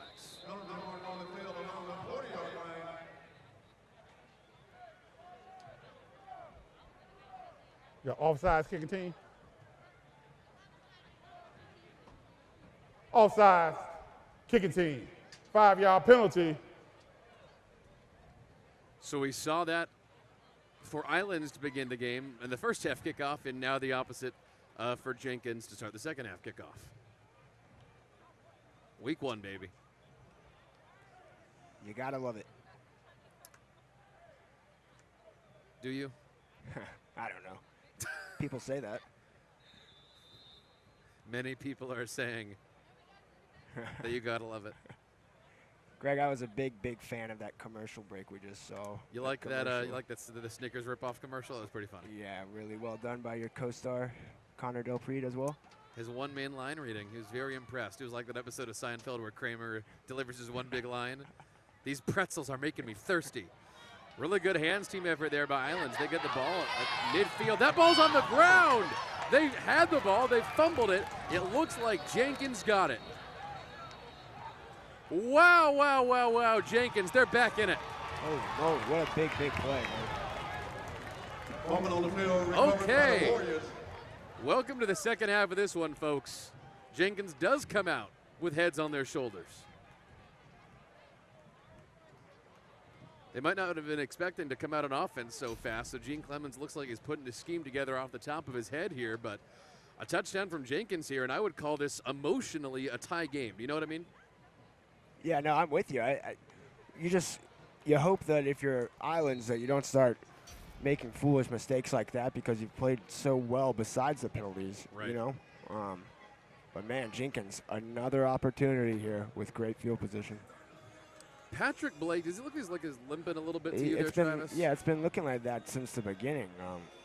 You know, it would take a lot more than a limp to get him out of this game, though. Jenkins is looking to go undefeated in region again this year. Feed off along the outside here to DeMazio Harris as he cuts back up toward midfield. Had to go a long way for those 4 or 5 yards, but worth it. Second down. Yeah, DeMazio Harris hasn't really gotten going yet. It would not surprise me if he rushed for 100 yards in this game, though. That's the kind of running back he is. If he's given the opportunities, it's almost like it's just a matter of time. Well, I will tell you what. Number one player at halftime of this game was the Islands quarterback, Jaden Adams. 2 rushing touchdowns, 1 passing touchdown. Second and a long 5. Patrick has protection as he turns his shoulders and throws. Nearly knocked away into what was going to be double coverage, targeting Khalil Marshall, who was behind the defense, just couldn't get it in the window. Yeah, right down here near me. That was pretty good protection. That's you ask Patrick Blake to roll out to his left and throw across his body. That's difficult. Man, that was the one time where if you called the pocket pass, he probably would have had the protection. There's nothing wrong with that, though. Even though it's incomplete, you're still keeping the defense honest. It can open up things. Stretch out the defense, stretch the field. Yeah. I know that sounds kind of football guy, but that's a real thing. I mean, big-time football guy, Travis Jadon. 3rd down and 5. Looked like somebody might have jumped. Oh, man, right through the hands of Jordan Holmes. He was open and had a wide-open first down straight through his hands. Now, maybe not 100% fault. As we look at the replay in a second here, Travis, it looked like that ball might have been a little behind him. Yeah, and again, I think maybe a changeup would have done when he throws a fastball here. He probably could have just a little behind him. Yeah, a little behind him. You know, I've always been told if it hits the hands, you got to catch it. But you know, Greg, if you know you're going for it on 4th down and it's 3rd and 5, you don't have to necessarily call passing plays on every 3rd down. If you know you're going for it, but I mean that play was open. 4th down and 5 to start the second half for Jenkins. To the ground, and a first down for Tony Edwards. Still on his feet, inside the 20, inside the 10. Big first carry of the night for the senior 2nd string running back, Tony Edwards. Yeah, man, what a time to get your first carry, huh? 4th and 5 from midfield, coming out after a turnover. Do you see DeMazio Harris on the field? Pull out my binoculars. He certainly wasn't in on that play. All right, new first down and goal for Jenkins. They got down to the 7. Touchdown here could make it a 1-score game. Ball's on the ground. Patrick fell on it. Heads up play. And there is DeMazio back on the field now in the back. Number 1.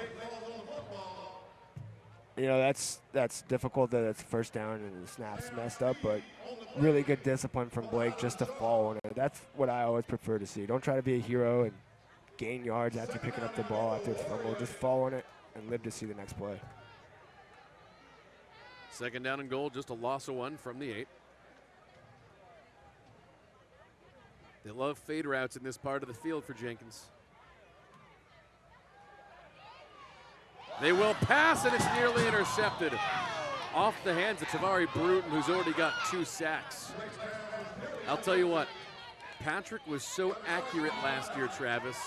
This might be the most inaccurate, with the exception of the touchdown pass, that I've ever seen Patrick Blake. Yeah, I don't know if this was Blake's fault. It looked like the receivers after the play were looking at each other and talking to each other. I think someone ran a duplicate route there, or someone, because otherwise, yeah, that was 3rd and goal from the 12. really inaccurate. This is 2-down territory for sure.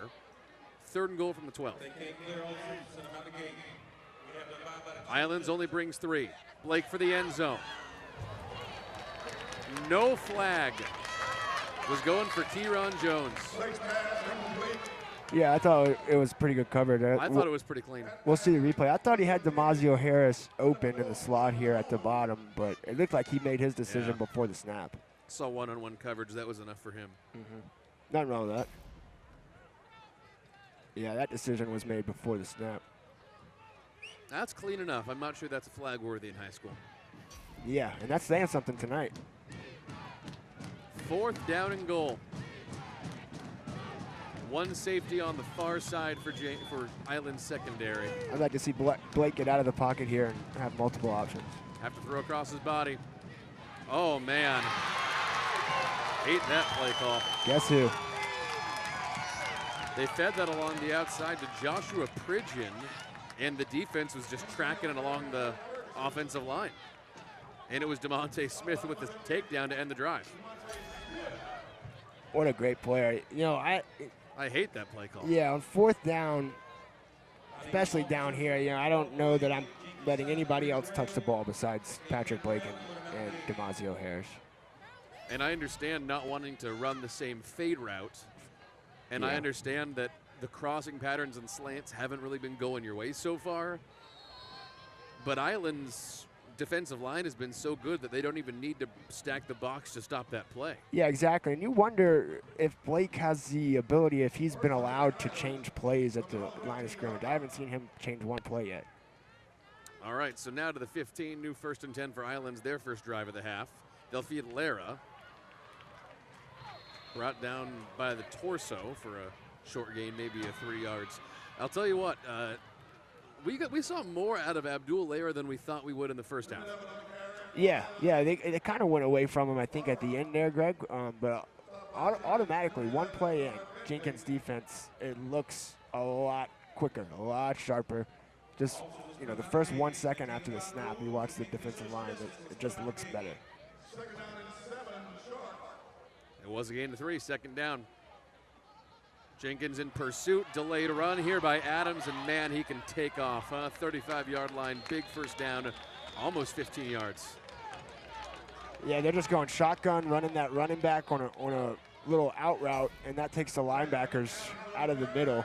Can you believe how quiet he is in the pocket and then running for a guy who didn't even have a full year of QB1 experience?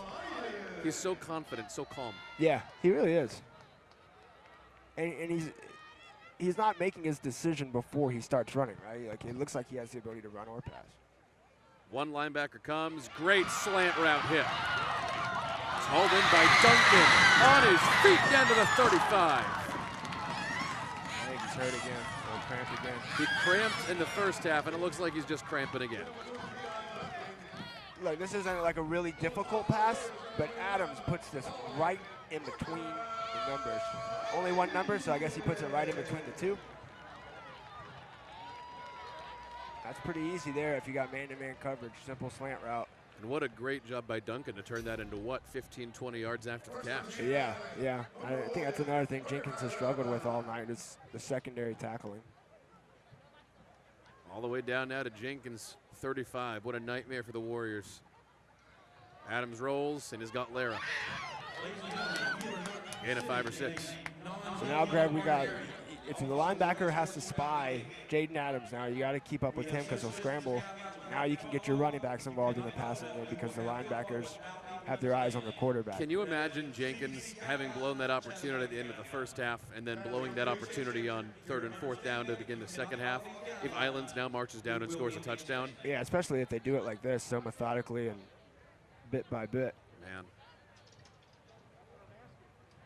2nd and 4. Adams keeps. Met by the D-line, and down he goes. Yeah, really, really good job by Bernard Bentley there, of kind of maintaining that edge and not letting Adams get to it. That was really good. So this will bring up an important 3rd down after the loss. Call it 3rd down and 7, 3rd down and 8. Again, so let's 3rd and 8, and you're probably going to go for it on 4th, right? So we have not seen punts tonight. Yeah, so you don't need to get 8 here. So that allows you to have the ability to run or pass here. Again, I think Adams out of the pocket. That's where he likes to be. They bring 4. Great delayed throw into a window, a little too tight though. That'll bring up a crucial 4th down. Gene Clemens pretty happy with what he saw on defense there. Tell you what, though, that was the 2nd time we saw Jaden Adams with a kind of Patrick Mahomes delayed jump throw, huh? Yeah, and that's what I mean. See, he's not deciding to run too early or not deciding to pass too early. That's really poised. 4th and 7. Yeah, let's see if Jenkins would Looks jump. like Jenkins just jumped. That's a killer for them. Can't do that on 4th down. Y'all need to come together because you got offense.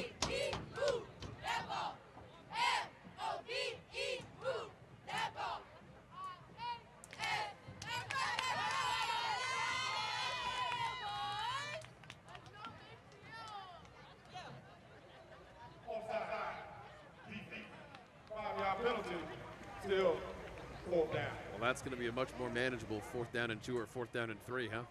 Yeah, man, if you're Islands, try it again. Try to get Jenkins to jump again because they've been jumping all night. Might not be out of character. 4th down and 2, Islands. Adams could throw or take off here, or hand to Davilar. Linebackers come. To the outside he goes. 1st down. Flag comes in for the secondary, though. I thought there was a hold in the middle. Adams on the carry. Left guard is gained for a 1st down, but that's a flag on the field.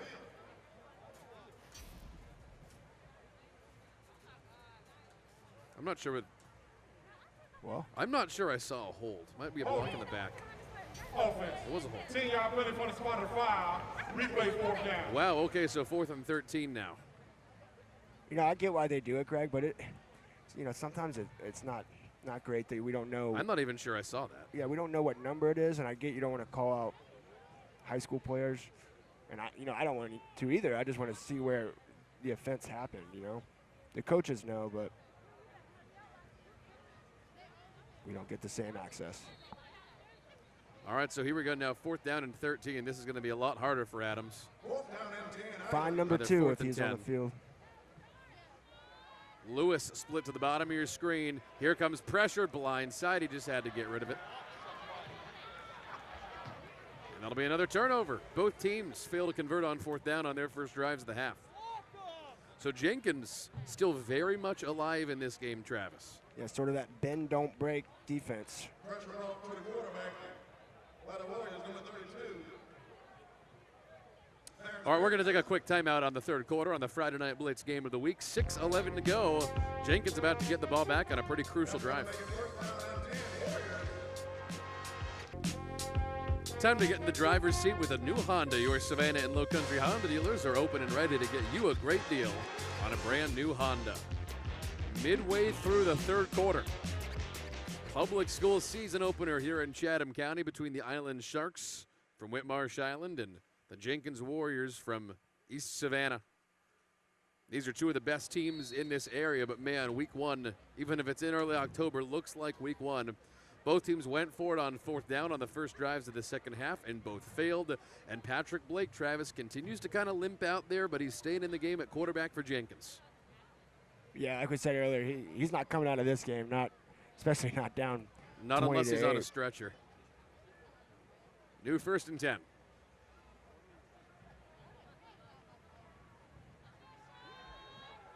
Zone coverage.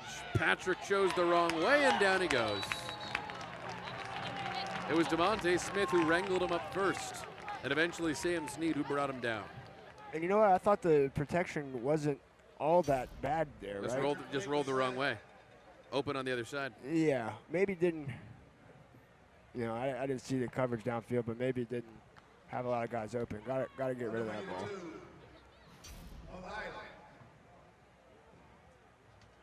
Big night for the linemen on both sides. Good defensive lineman performances. So all of a sudden, that looks like it was a whole loss of 10 yards. We haven't seen Jenkins been able to put, or get anything going, running or passing. They got to be able to lean on something. It's just been a couple of big plays and whistles. That's got to be on the offense. Offense. 5-yard penalty. Remains second down. And a delay game.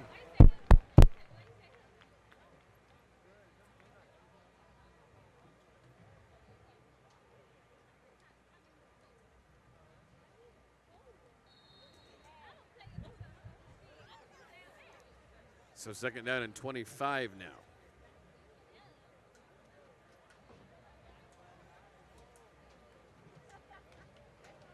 And I would say, Travis, when we've seen those kind of penalties from Jenkins, it seems to be pretty exclusively on the offensive line, not the skill position guys. Yeah, I'd agree with that. Pitch, DiMaggio. They were ready for it and waiting. Yikes. Snead again. Sam Snead is a monster. What a 1-2 combo on that line. So they had a pitch called before the penalty. Just ran the same play. I don't. Travis Jadon is befuddled, ladies and gentlemen. It's the same. You called the same play twice in a row. The same direction, the same pre-snap look. Third down and long for the Jenkins Warriors. This is now third down and, gosh, I'm trying to do the math. Is this third down and 35 yards? Now who's befuddled? I'm not good at math. Third down and 35. Got to get to the 45. They're on the 10. I can do math. Barely. Pressure coming. Blake's just going to huck it up into coverage. Man, in college, that might have been PI, but not high school. Fourth down. Blake's pass is incomplete. Greg, we got to punt now, don't we? From your own 10, I hope so. Roughing, maybe? Back there?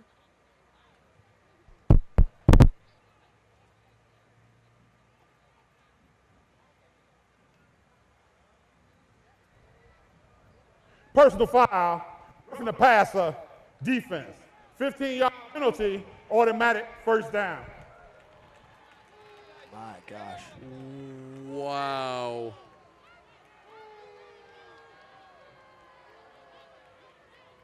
An automatic first down on what was third down and 35. I'm not even sure that was roughing. It looked like he got hit as he threw, no? Yeah, I couldn't really tell. It can still be roughing if you hit them in the wrong place, too high. I don't know if in high school if they have the rule for too low. All right, so the new first down from the 25. Jenkins with a break of all breaks. They got to take a shot here pretty soon, though, as they hand to Edwards and not much doing. Yeah, I like the way this Edwards guy is running, though. I think I'd give him more than 2 carries. The running game in general, you got to try to get that going in order to get Blake going. You know what I mean? It's one thing leading to the other. You cannot really become one-dimensional. You're not good enough at that dimension. There were times last year we would see Jenkins receivers just run Y routes, just pure straight streaking down the field. Well, I think Patrick's is not getting enough time. I also think he hasn't had enough time to get chemistry going with these new wide receivers since week 1. I agree. Out of the gun, flip to DiMaggio. Down he goes. Defense ready and waiting again. That one was Kenny Wilder. Got to him first. He and Ben Andrews, his third tackle. Yeah, I thought pretty good play design there, and good execution, but Islands hasn't really been fooled by any sort of misdirection or anything like that tonight. They've given DiMaggio Harris the ball in several different ways, trying to get him going. Colin actually gained a 2 on the play. 3rd down and 8. They're going to go back to the ground, surprisingly enough, to Edwards. Managed to pick up a couple yards. Yeah, this guy runs hard, man.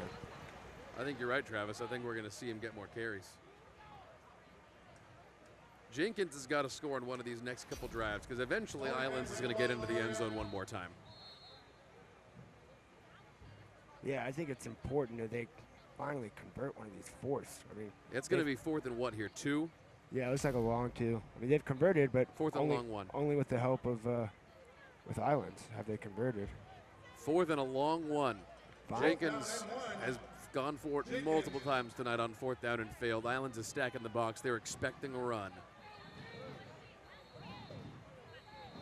And Jenkins calls a timeout. They want to make sure they have time to drop something good. I don't blame him, Travis. Yeah, I like that. They're huffing and puffing a little bit, too. Jenkins.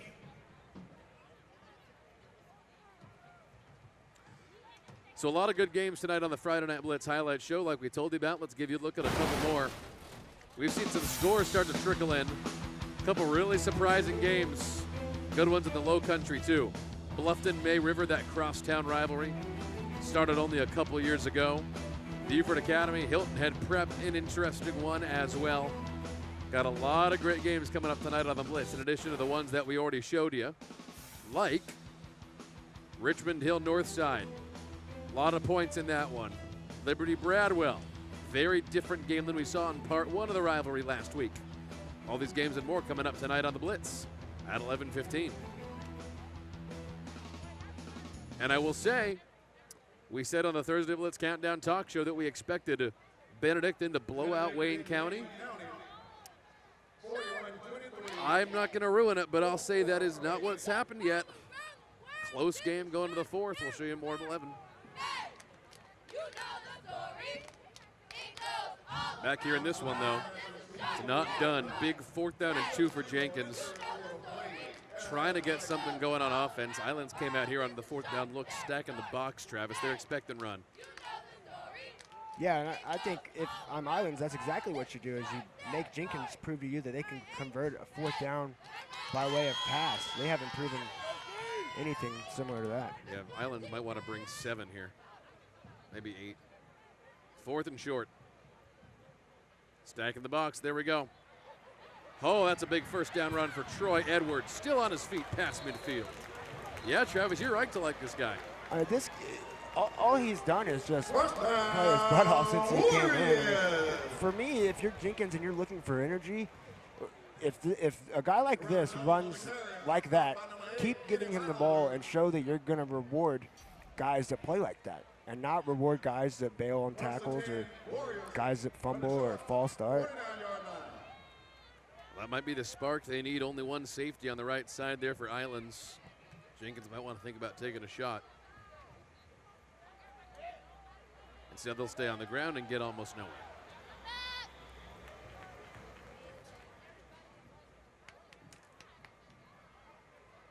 Yeah, but I think Jenkins has done a better job of maintaining the ball than this quarter. Obviously, they couldn't have gotten much worse than the first half, but it's important that they keep their defense off the field. And Jaden Adams hasn't been on the field in a long time, it feels like. Yeah, not since the opening drive of the half for Islands, I believe. Yeah. 2nd and 7, 2nd and 8, into coverage. Off the hands of Damasio. That should have been picked, too. Yeah, he looks a little. That was a good play by Damasio Harris to not allow the interception, but he looks a little gassed, doesn't he? I would say so. I mean, understandably. First game, he's been used a lot, but that's what happens when you get older, right? He turned 18 today. You don't have it like you do when you're younger. That's what they say, but you and I are spry young men of what? What are you, 28, 29? That is true, yeah. You and I are spry young men of our late 20s. We're in the prime of our lives. What are you talking about? Spry. I don't think anyone's ever used spry to describe me. Not even in your baseball days? No, not unless I paid him first. 3rd down and 8. Probably 2 down territory again, though. I think we've given up on punting tonight. Blake, big pressure coming. Throws a line drive. Great defensive coverage to wrap it up. Intended for Kieran Jones. Well, that was a big boy play all the way around, right? Patrick Blake stood in the pocket, The defensive line for Islands made him pay for standing in the pocket. And look at Deshaun Printup loving every second of his defense. They told us they were going to be a hard-hitting defense. I think every defense wants to say that. They've backed it up. 4th down and 8, Jenkins. 4th down and 8. Wouldn't be surprised if Patrick tries to draw him off sides here with the count, too. I mean, is it just me? Does Demazio Harris not look gassed? He certainly doesn't look like his normal powerhouse self. 4th down, again, 4th and 8. Linebackers coming. Patrick's got to find someone. Someone's open. Oh, my gosh. He held on to it after 2 bobbles. Kai Bryant. Was complete. And a first down by about a yard. Holy cow. Never a doubt, right? Jenkins is surviving this drive by the skin of their teeth. 1, 2, 3. Greg, that was an absolute bullet from Blake on the run. Yeah, man, he's putting a little mustard on those, huh? He's a baseball player in his own right. Inside a minute to play in the 3rd. Faster the better. Can we take a deep shot here? He's looking to good protection, but no one was open. Actually turns that into a gain of 1 yard. Better than nothing. Yeah. Good coverage by the secondary. Yeah, I think so too. A really smart play from Blake. You know, don't. Oftentimes you try to force that because you want to maybe show off that arm.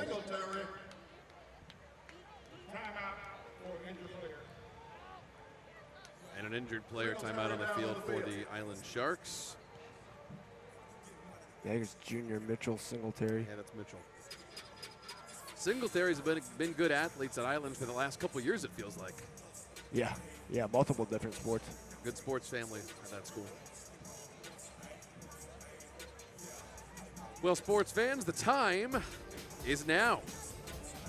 Introducing the latest in the series of our sports programming, WSAV Sports Now is a new podcast from the sports team. Every week we are talking football and other local sports, wherever you get your podcasts and on the sports page at WSAV.com. Talking with local coaches, local athletes, whatever the big story of the week is, including NFL, college football, high school football, and more. WSAV Sports Now podcast. I'll say this, though, Travis. Never want a player to get injured, but if I'm Island's defense, I am taking advantage to reset my defense because a touchdown here from Jenkins makes this a one-score game.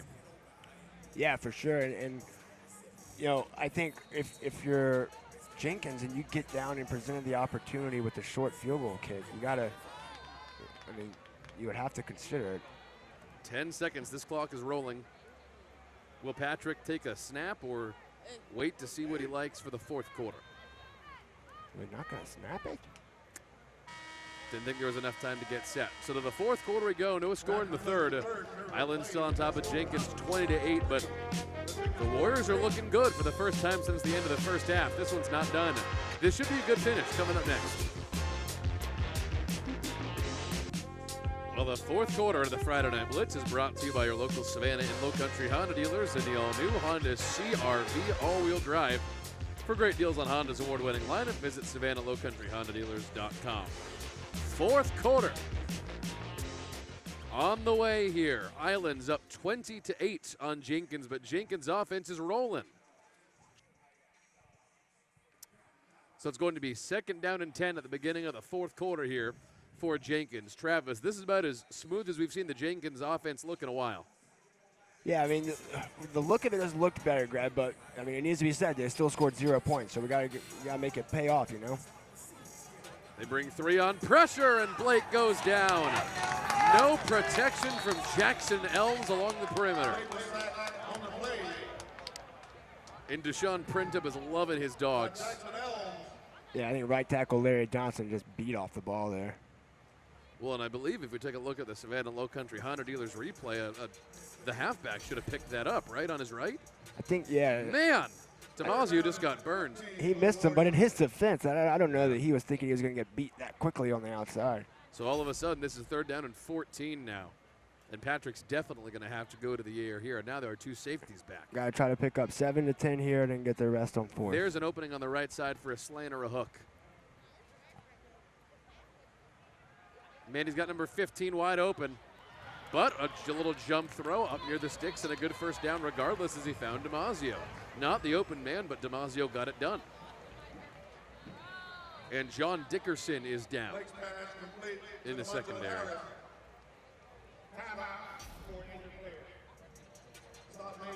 Kai Bryant was open, but again, I think Patrick had just decided before the play, like you said, Travis. He's deciding before the snap a lot of the time. Yeah. Yeah, he is, and that's a product of not having a lot of time. It's like me playing Madden. Hopefully this is just a cramp here for John.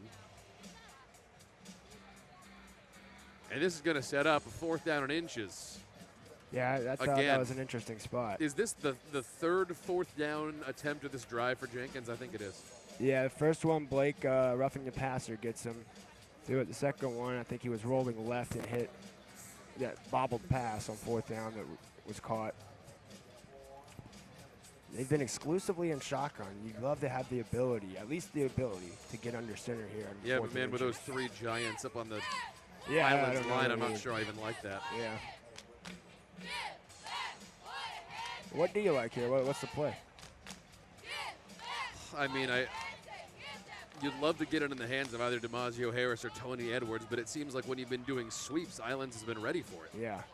So maybe you put a tight end on the line there or a 6th lineman and just run for Blake. Yeah, it is Edwards behind him. But again, with that pistol formation, he's got to go darn near 10 yards to get to where you need to go. I just don't like any sort of option here. Just make it defensive. Islands has 9 guys in the box. Whoa. Oh, my gosh. And it's a massacre in the backfield with DeMonte Smith leading the way. I believe that's his 4th sack or tackle in the backfield. Yeah. Maybe 5th. Yo, Patrick Blake really upset right now, and I don't blame him. Well, he didn't even have time to look up. Yeah, and I think the snap was early. Oh my gosh. Low. Man, I can see why. He looks up and he's down. Wow. This Islands defense has some dogs, man. Love to see it. DeMonte Smith is going to... Man, I'm tempted to include him as a contender for our performance of the week tonight on the Friday Night Blitz. Is that... I mean, can we get a... I'm going to go ask during some commercial break how many sacks he has. I mean, he was a big reason for... I know our buddy Dennis Knight tweeted that Islands had, or Jenkins had negative 18 yards rushing at halftime.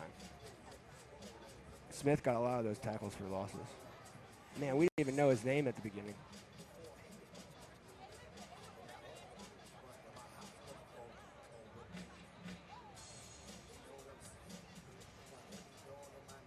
All right, 5 sacks is what I'm being told up here in the press box. I think DeMonte has 5 sacks.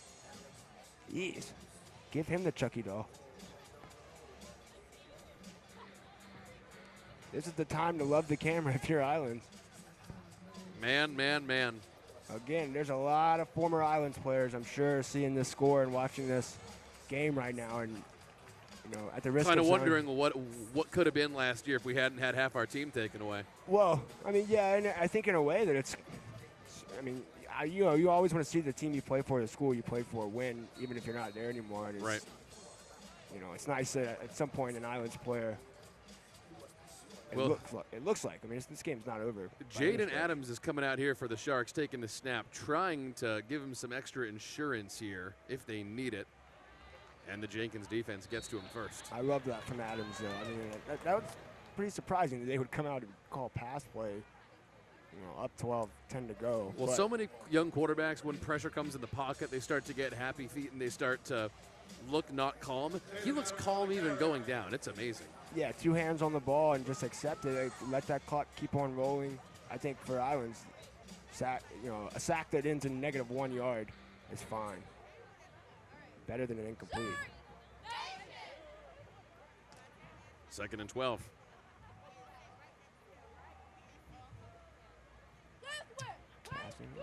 A lot of room here for Adams. Bobbled pass off the hands of Davilar. Yeah, he looked to see where he was about to run before he caught the ball. This is going to be a big 3rd down here. Jenkins can get the ball back.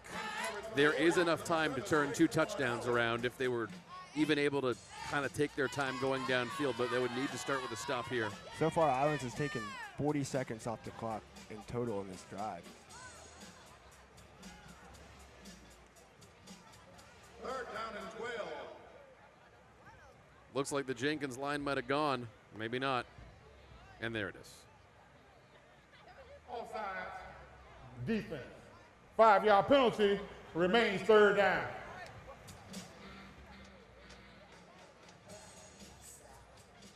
Well, if I'm Gene Clemens, I think I'd spend more time getting onto my guys than trying to work the ref there. Third down and 7, Highlands.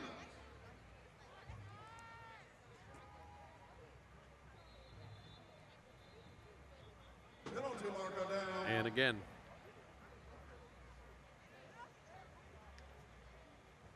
How many times in my life? Tell that man get on the line of scrimmage. We're all thinking the same thing, man.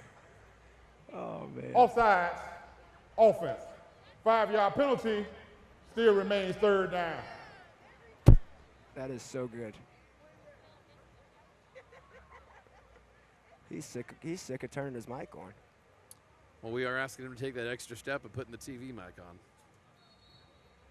That is a big ask. I know.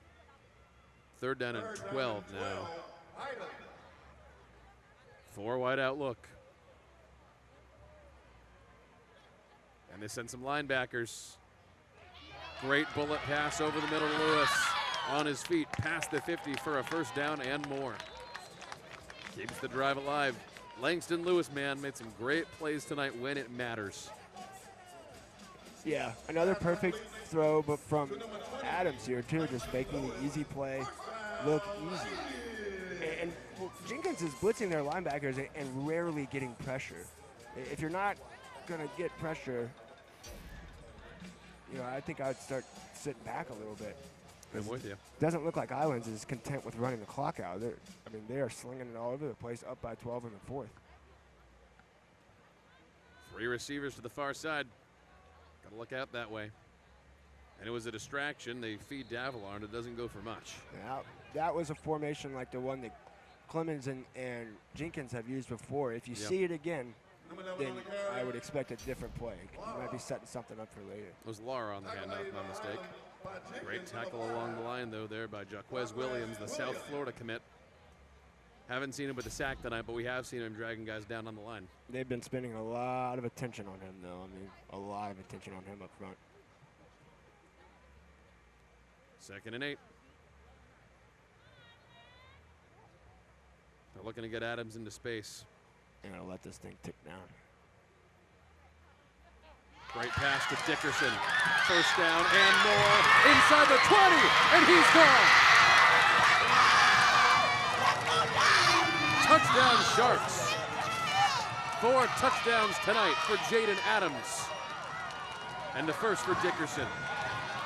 All right, Greg, you want to talk about setting the tone for your program? If you're Deshaun Printup, up by 12 in the fourth quarter, you get the ball in a drive and you run it one time, pass it every other time, and score a touchdown.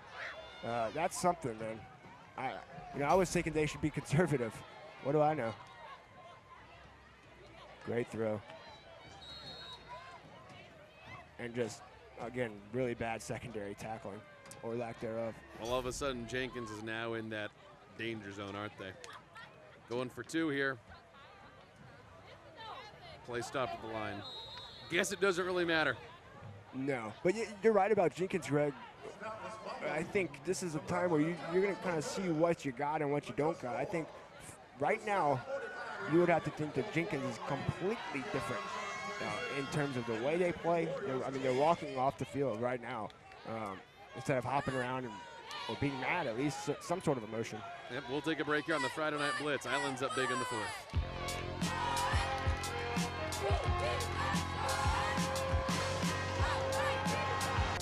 Well, the Friday Night Blitz game of the week tonight was brought to you by your Savannah and Low Country Honda dealers and the all-new CR-V all-wheel drive. For great deals on Honda's award-winning lineup, visit SavannahAndLowCountryHondaDealers.com. Deshaun Printup is one happy man there on the sideline for Islands. They've come out tonight and put up what might be the game-winning touchdown against the Warriors in the fourth quarter. 28-6 our score as they come out for the kick. Travis, Jenkins is almost in the grave. They would need a touchdown really fast. Yeah, yeah. And chances are after this kick, they'll get. Check out this receiving formation. We'll see where they get the ball. I mean, if I were Jenkins, I'd throw for a touchdown on the next play. Here's the kick. Oh, they've really put it in the air for the first time tonight. Not a bad kick, down to the 12.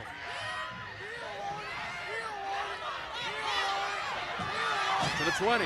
Cuts back to midfield, 40-yard line, could have been more. So maybe now I get why we haven't been kicking a beat. I mean, to get it down to the 12 is pretty good in high school football. Well, the kick was great. But the coverage, yeah. The coverage was not. Yeah, not great. All right, other big games going on tonight, I've just been told, as we have some chippiness on the field. Yeah. Apparently the Calvary game, Greg Daniel, the running back, has 5 touchdowns. So competing with Jaden Adams for our top performer of the night tonight on the Blitz, coming up at 11:15. Man, if Raekwon Allen's not, rather if Jashad Ritchie is not careful, they're going to toss him. Yeah, no words for that, man. I mean, I was calling for emotion earlier from Jenkins, not that sort of emotion. I mean, no.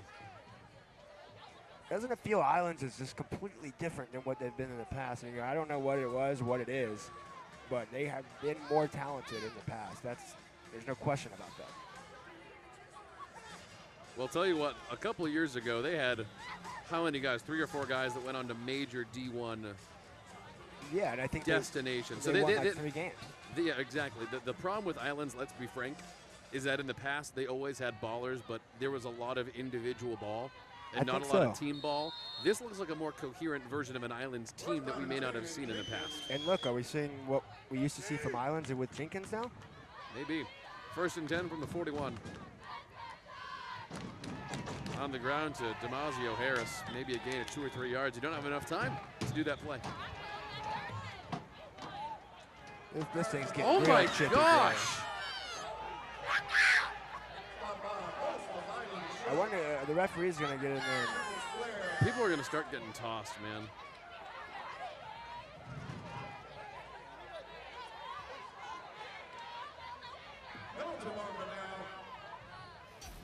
A lot of penalties on this play.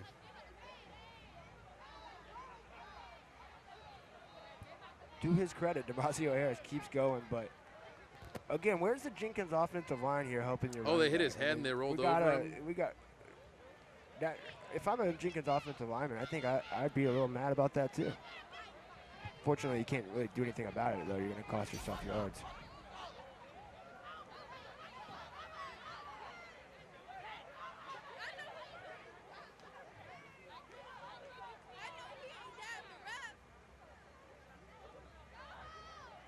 Certainly in no hurry.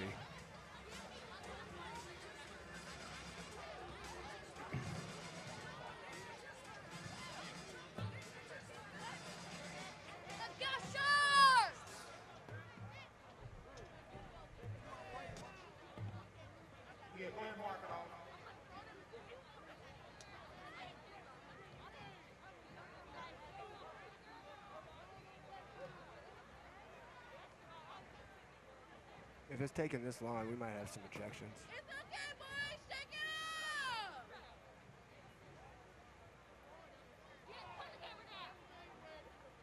There are multiple fouls on the play.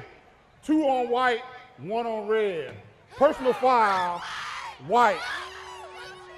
1 of white players, number 50, will be ejected from the ball game. Number 18, I'm sorry, will be ejected from the ball game. The personal foul, red. The ball has been marked off 15 yards, first down.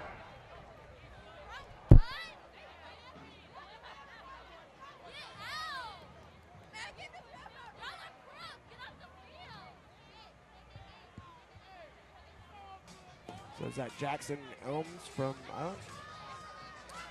Well, if it was number 50, that's DeMonte. Yeah, I couldn't understand. Did he say 50 and then change it to 18? We're waiting for the official word. If it was number 50, that's DeMonte Smith. 18 for White, which would be Jackson Elms. Let's look at the replay again. We're being told 15 got ejected, 18 got a penalty. Well, 50 is DeMonte Smith. Let's look at the replay one more time. And then look at the extracurricular activity.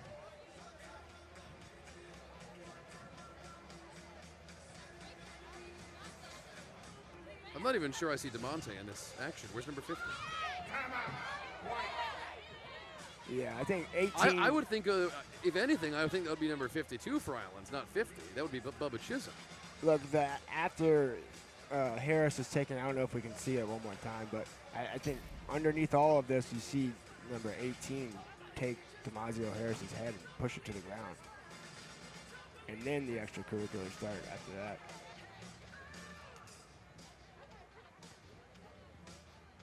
This game is already starting to push the 3-hour mark. Is it? It's 2:45 already. We've had a lot of stop and starts, a lot of incomplete passes, a lot of penalties, Travis. Yes, the reporter's nightmare. Goodbye, deadline. Lucky you tonight being on TV instead. I know, man. I get the treatment. Got your own setup there on the field. I don't know if we can get a camera shot of that. Travis has been set up all night in his own personal tent. It's like the Monday Night Football Burgomobile down on the field. Yeah, I'm comfortable, man. I got my hoodie on. And sounding good as always, buddy. Thank you. That's what's most important. All right, so back to the action we go. 7:18 left. You got any picks for me tomorrow, Greg? Any college football picks? I like Georgia Southern -20 on the road at ULM. I think ULM is 0-3 for a reason. All right. What about Georgia Auburn? I'm not sure I would be willing to eat a touchdown That was surprising. in an early wasn't it? season SEC game. I'm not sure I could take 7 points. But I think Auburn's kind of frauds this year, so I wouldn't touch that game. Yeah, we'll find out if either one of those teams are real tomorrow night. Well, I hope Georgia plays JT Daniels because we can't stomach another week of Dwan Mathis. Blake for the end zone, at least a big gain. Hauled in at the 10. Finally, they hook up for a nice gain. That one is hauled in by Kieran Jones. He's been all over the field.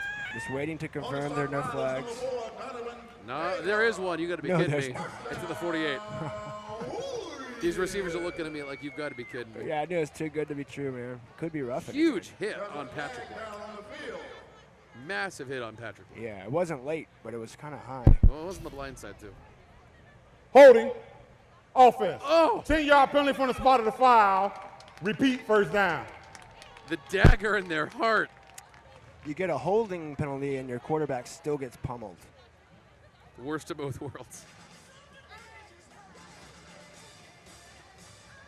Greg, at the risk of kind of overstating this, this is about as bad as Jenkins could have looked. I mean, what's gone right? Not even DeMazio Harris has looked like himself. I guess you found a pretty quality backup in Tony Edwards running the ball. That's a positive. I think Kieran Jones has looked pretty good. Okay. At wide receiver, I mean, a couple of his big plays have been called back, but he's made the catches. This has not been the best performance from Patrick Blake or DeMazio Harris. I like Tony Edwards and I like Kieran Jones and I like some of their D-line. And I like a lot of their players. Just wondering when the pistol all night, and it's not pistol, it's sort of a modified. This formation right here with Harris behind Blake, I don't know if that's ideal. First and about 20. That's the Patrick Blake we know, but his man can't haul it in. Boy. Dropped straight up by Jordan Holmes. Do you think he knew he was running into cover and was afraid of getting rocked? I don't know. Someone's got to help out senior quarterback Blake here. I think he's been getting beat up all night. At this point, I think that last touchdown for Islands might have done it, and I think Jenkins is just running on fumes and emotion right now. I agree with you, but, I mean, you got to have some sort of pride here. You're getting beat up. And your quarterback especially is getting beat up.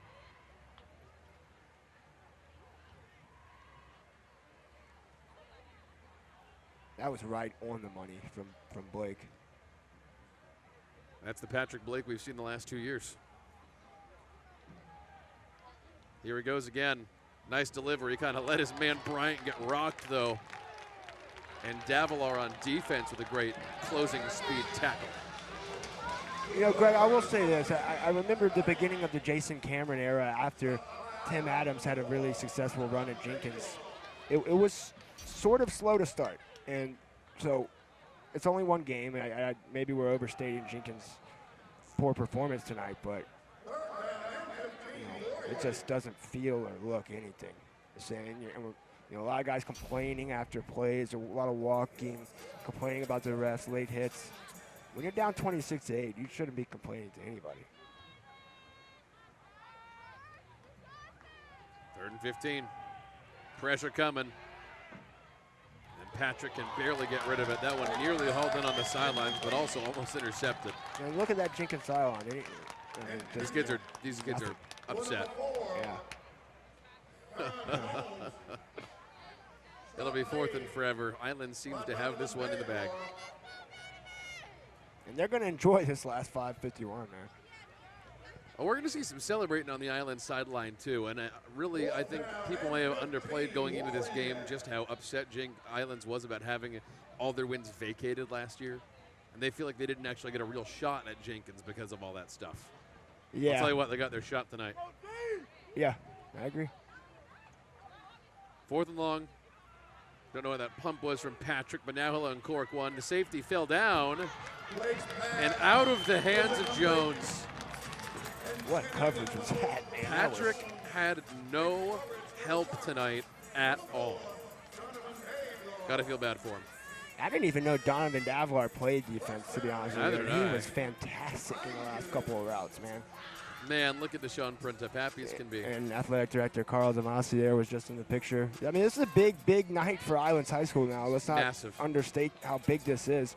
Jenkins has been the cream of the crop when it comes to public high school sports, really. I mean, not just football. In the public high schools, it's been Jenkins and pretty much everyone else, maybe outside of basketball. This is a really, really big night for the Islands football program. And I think a lot of the players that have come in the past have played a hand in this, especially a lot of the guys that played 4 years at Islands. And Travis, you and I certainly would not be foolish enough to say anything about the end of Jenkins, but I would say tonight signals a reset in how we think about Savannah Public High School football as Adams runs. Certainly for me. I mean, for me, like, total reset. You know, every year it's someone is coming for Jenkins. We got another injury here. I hope that's not 50. I hope that's not DeMonte Smith.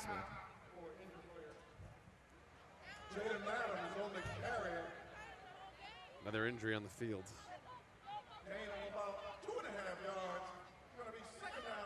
Oh, boy.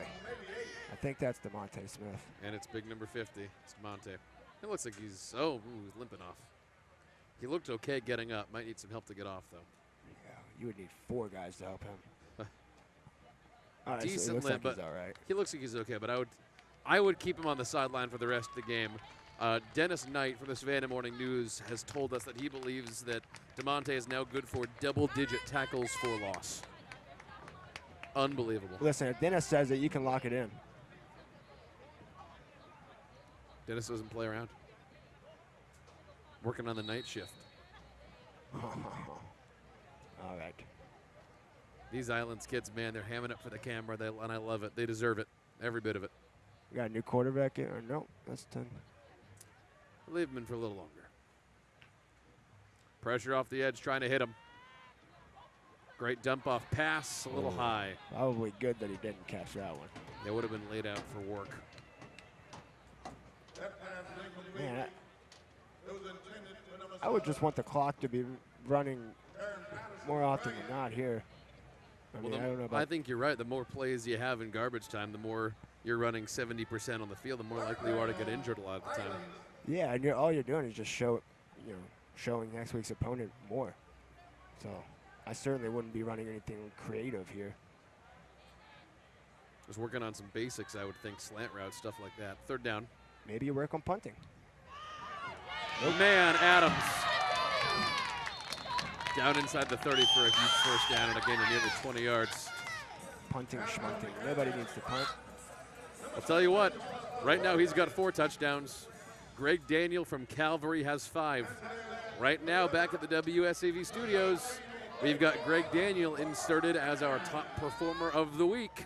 Ooh, so this is a big drive for him. One more from Adams. One more from Adams might put us into consideration there.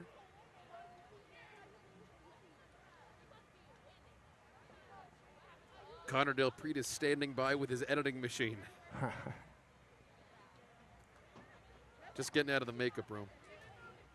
behind a couple more dudes. His favorite room. I wonder if he's watching right now, just hearing us talk smack. Yeah, I haven't seen his Joe Flacco jersey this year. I had to retire that one. Especially after what happened with the Ravens the other night. How about that blowout, huh? Yeah. Hope we didn't have money on that one. No, I just picked him in my pick-em pool. And a 6 on the play, down inside 4 minutes. Man, the Friday Night Blitz highlight show tonight's going to be awfully good, folks. We're getting these scores in, and it's impressive. Adams goes down. Yeah, it doesn't look like, I'm looking at the scores here on my phone too, Greg. Doesn't look like a lot of defenses played tonight anyway. No. So if you like points, I'd tune in. If you want to see touchdowns on the Friday Night Blitz versus first downs and turnovers and stops, you're going to get touchdowns tonight. I don't know the protocol, so I won't say the score, but that Calvary score was shocking to me. Don't say the score. We got to have the people I will tune not. in. I will not. Got to have the people tune in. So I would definitely tune in to see that Calvary score. Tonight on the Friday Night Blitz highlight show with Greg and Connor at 11:15 on WSAV. Or online at WSAV.com, like this game. 3rd and 5. 3 receivers to the right. That's a mismatch. Instead, they'll feed Lara. Down inside the 20. And he got the first down. If he didn't, he's just inches short, but I think he got it. When you see Leroy Benton right there, the Jenkins defense, they gave up 26 points, which isn't really that bad these days. But they have also been defending half the field, right? I mean, Islands has only really had to go 50 yards every time. It's fourth and inches. They didn't quite get it. All right, 4th down and inches. Is this Davilar? Is this a keeper from Adams, maybe? The pride play for Jenkins. Another mismatch. 3 receivers to 2 DBs on that right side of the field.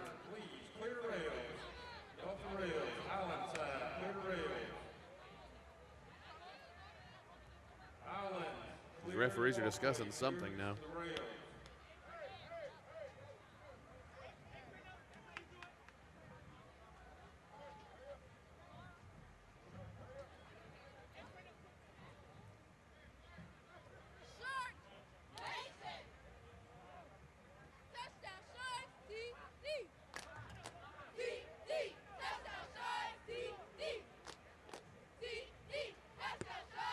Guess we're measuring.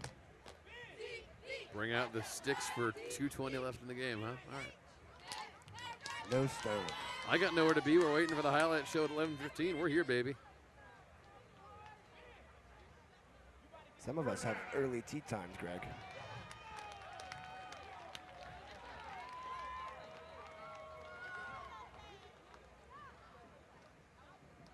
Ladies, at the end of the time here, you must exit the facility. You cannot stand around. You don't stand in the walkways. Yeah, we don't have the bands, Greg, but we do have cheerleaders.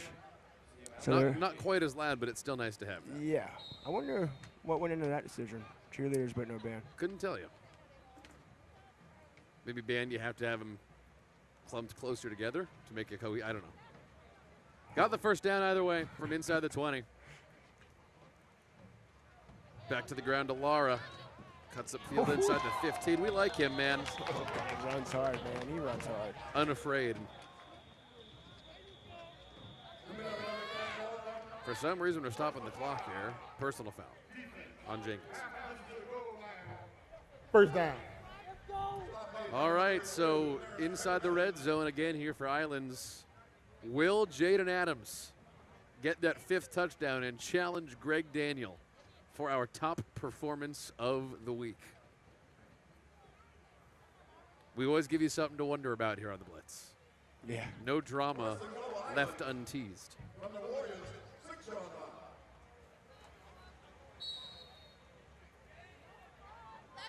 From the 6. Island seems committed to running the ball here, though.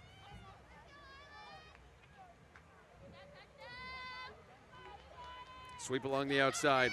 Davilar bowls a man over, and a touchdown with a flag. Well, we had a flag here, and it looks like they're going to call holding, but your guy, Laura, 11, gets to the left edge and sets a pretty good block against a guy 3 times his size.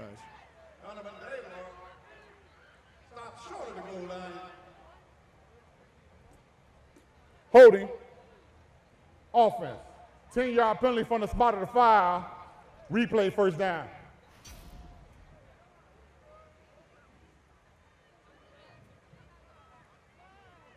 They must have had it on the outside with the receiver. It was thrown at the last second.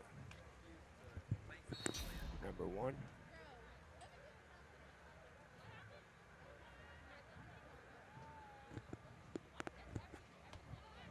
1:30 to go. Back to the ground.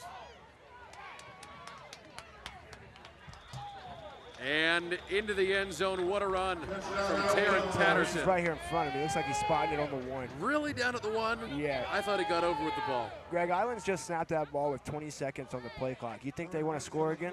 I think so. It looked like from up here, it looked like he got the ball over, but maybe not. Let's take another look. Savannah Low Country Honda Dealers replays. I thought he put the ball over, no? Oh, man, I thought he was over.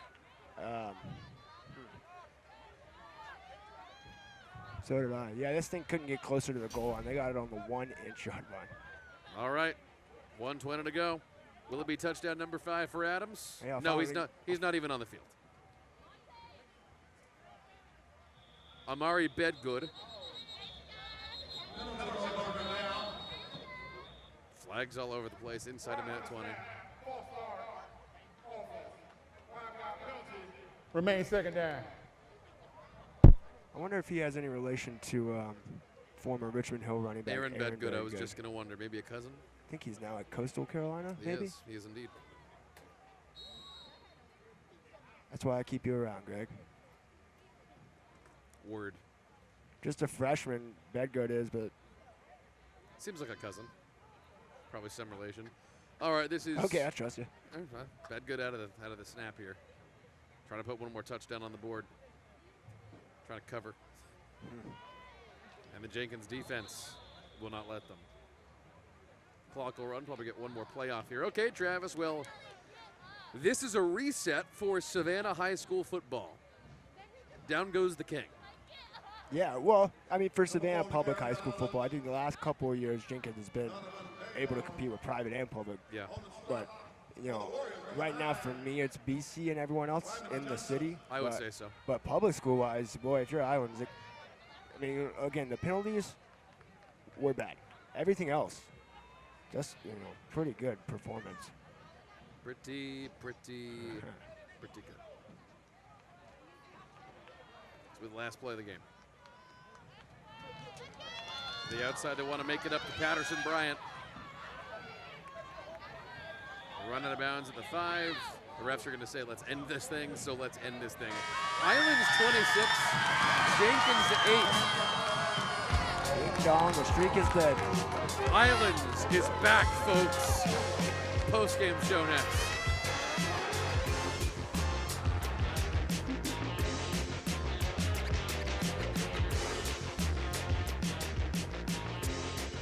Welcome back. Now, the WSAV CW Friday Night Blitz Game of the Week post-game show. Well then, that was certainly an interesting way to have the first week of the Savannah Public High School football season go. The Island Sharks come out and stomp the new-look Jenkins Warriors 26-8. And Travis Jadon, we now have to reset the way we think about Savannah Public School football. Yeah, I think we do, Greg. I mean, tonight was, you know, it wasn't a state championship. There wasn't a championship on the line, but there was pecking order on the line. And I think Islands showed that it should be near the top, if not at the top of that pecking order, where Jenkins has been for a long time. I think when the King of the Hill goes down, whoever beat down the King of the Hill becomes number 1. So Right. Islands will be number 1 in public school football, at least for the week. Let's go ahead and take a look at our play of the game for tonight. Jaden Adams was really something throughout the game. We'll talk about him in a little while, but this was the play man. Tucked and ran all the way for a touchdown. We'll see it one more time here. Jaden was really something. Yeah, Jaden Adams was really, really good tonight. And for all the talk about Patrick Blake with Jenkins, deservedly so, Jaden Adams was maybe overlooked, including by me. So tonight he showed that he belongs squarely in the conversation. Well, tonight's broadcast of the Friday Night Blitz Game of the Week on WSAV-CW is brought to you by your Savannah and Low Country Honda dealers and the all-new Honda Civic SI sedan. Get a great deal on a Honda you'll love at your local Savannah and Low Country Honda dealers today. Performance of the Week, our top player next. Welcome back. Now, more of the WSAV CW Friday Night Blitz Game of the Week post-game show. Well, this was certainly an unbelievable score if you didn't know what to expect coming in, or maybe you'd based your thoughts about this year based on last year. But if that happened, we were all wrong, because Islands takes down Jenkins big in week 1, 26-8. Back here on the postgame show, Greg Talbot and Travis Jadon with you. And Travis, we just gave Jaden Adams our play of the game. We have a great runner-up in the form of DeMonte, but really for this game, it had to be Jaden Adams. He had every touchdown for Islands, 4 touchdowns. Yeah, and like we said earlier, Greg, Jaden Adams tonight proved that he belongs in the conversation with the best quarterbacks in this city. He's gone through a lot. Wasn't the starter at this time last year or at the beginning of last season, and now 1 year later, he's scoring basically any way he wanted to tonight against a Jenkins defense that was thought to be pretty good. You really look at big that night. stat line, 9 for 15 through the air, 180 passing yards, pair of passing touchdowns, pair of rushing touchdowns, and 95 yards rushing on the ground. What a night for the senior quarterback for Islands. And all of a sudden, he is putting his name into consideration among the other great quarterbacks, young or old, in the city. Well, tonight's broadcast on WSAV was brought to you by your Savannah and Low Country Honda dealers. Get a great deal on a Honda you'll love at your local Savannah and Low Country Honda dealer today. All right, Travis, we're going to go ahead and take a look at some of the highlights from tonight's broadcast, but big picture stuff as we take a look at some of this. Jaden Adams, phenomenal. DeMonte on the defensive line for Islands, phenomenal. For Jenkins, outside of Kieron Jones, I'm actually, in hindsight, kind of having trouble thinking of a lot of stuff to be happy about. Yeah, I think what you saw tonight was that Jenkins has a lot to improve on, and I think for Jenkins it's a lot technically and maybe a lot between the ear holes too, because there wasn't a lot of pep in their step tonight, for lack of a better term. But Island's the exact opposite. They found that they have a bunch of weapons and a pretty significant passing game with their quarterback Jaden Adams and with guys like Davlar and Lewis. So Jaden Adams was phenomenal. A couple of those passes, got some help from Langston Lewis, who is just an absolute monster. Jenkins had a couple good looks on offense. That was probably their best play of the night, holding by Kai Bryant. But then Islands came right back, and man, Langston Lewis, his second touchdown pass. I feel like Langston somehow got a little bit slept on the night, but that guy did not get slept on. Big number 50 for Islands on the sideline. You saw him there, DeMonte Smith. This was our play of the night. Shoulder first and a touchdown for Jaden Adams. And poor Patrick Blake, man. He had a couple great throws like that one, a touchdown that got called back, but Patrick, it felt like Patrick was perpetually under fire, Travis. Yeah, he was. The Jenkins offensive line just never gave Patrick Blake enough time, and I think likewise they never gave DeMazio Harris, who had a rough 18th birthday tonight, never gave him enough running holes. For Jenkins, there's a lot of work to do, especially offensively, what they were known for previously. Well, that was Tony Edwards there. He had a good night. I assume they'll give him some more looks. But, man, let's start celebrating number 50, huh? DeMonte Smith. We have been told that he had more than 10 or more tackles for loss tonight. Couple of sacks. That doesn't even include the hurries, man. And Patrick Blake was just upset because he looks up from getting a low snap and he's right in his face. And then Island started to put it away. Dickerson for the touchdown. DeMonte getting his shine on TV, fins up. And then they started to go for the jugular late in the fourth quarter. Final score, Islands 26, Jenkins 8 on the Friday Night Blitz. And man, we've been looking forward to this one for a while. But if you liked this game, Travis, and we were looking forward to this game, make no mistake, this had been in our calendars. Next week on the Friday Night Blitz on WSAV-CW is maybe the best game that has ever been put on Savannah television. The Benedictine Cadets led by Holden Gerner, offers to LSU, Georgia, Tennessee, and more. And Trent Broadnax committed to Duke. Going on the road, deep into the bowels of the Okefenokee Swamp to take on the Gators, still undefeated, of Ware County. And Thomas Castellanos being recruited by Louisville, Georgia Tech, Florida State, and more. Travis, this might be the best game in Georgia next week.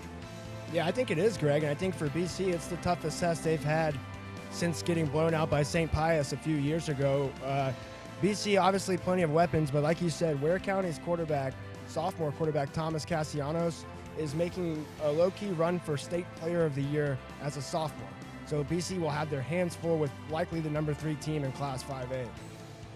So that is coming your way next week. Benedictine at Ware County. If you can believe it, we are putting that on the CW and, of course, streaming live online around the world at WSAV.com. Our whole crew's been talking about that for the last couple days. We can't believe that's coming up next. But tonight was a blast, too. Islands takes down Jenkins big, 26-8. We are not done yet tonight on the Friday Night Blitz. Tune into the highlights show tonight at 11:15 on the WSAV Late Local News. Myself and Connor Del Preet are now standing by, waiting to take you through that one. But for Travis Dillon and the rest of our broadcast crew tonight, I'm WSAV Sports Director Greg Talbot saying thank you, and we'll see you next week from Ware County.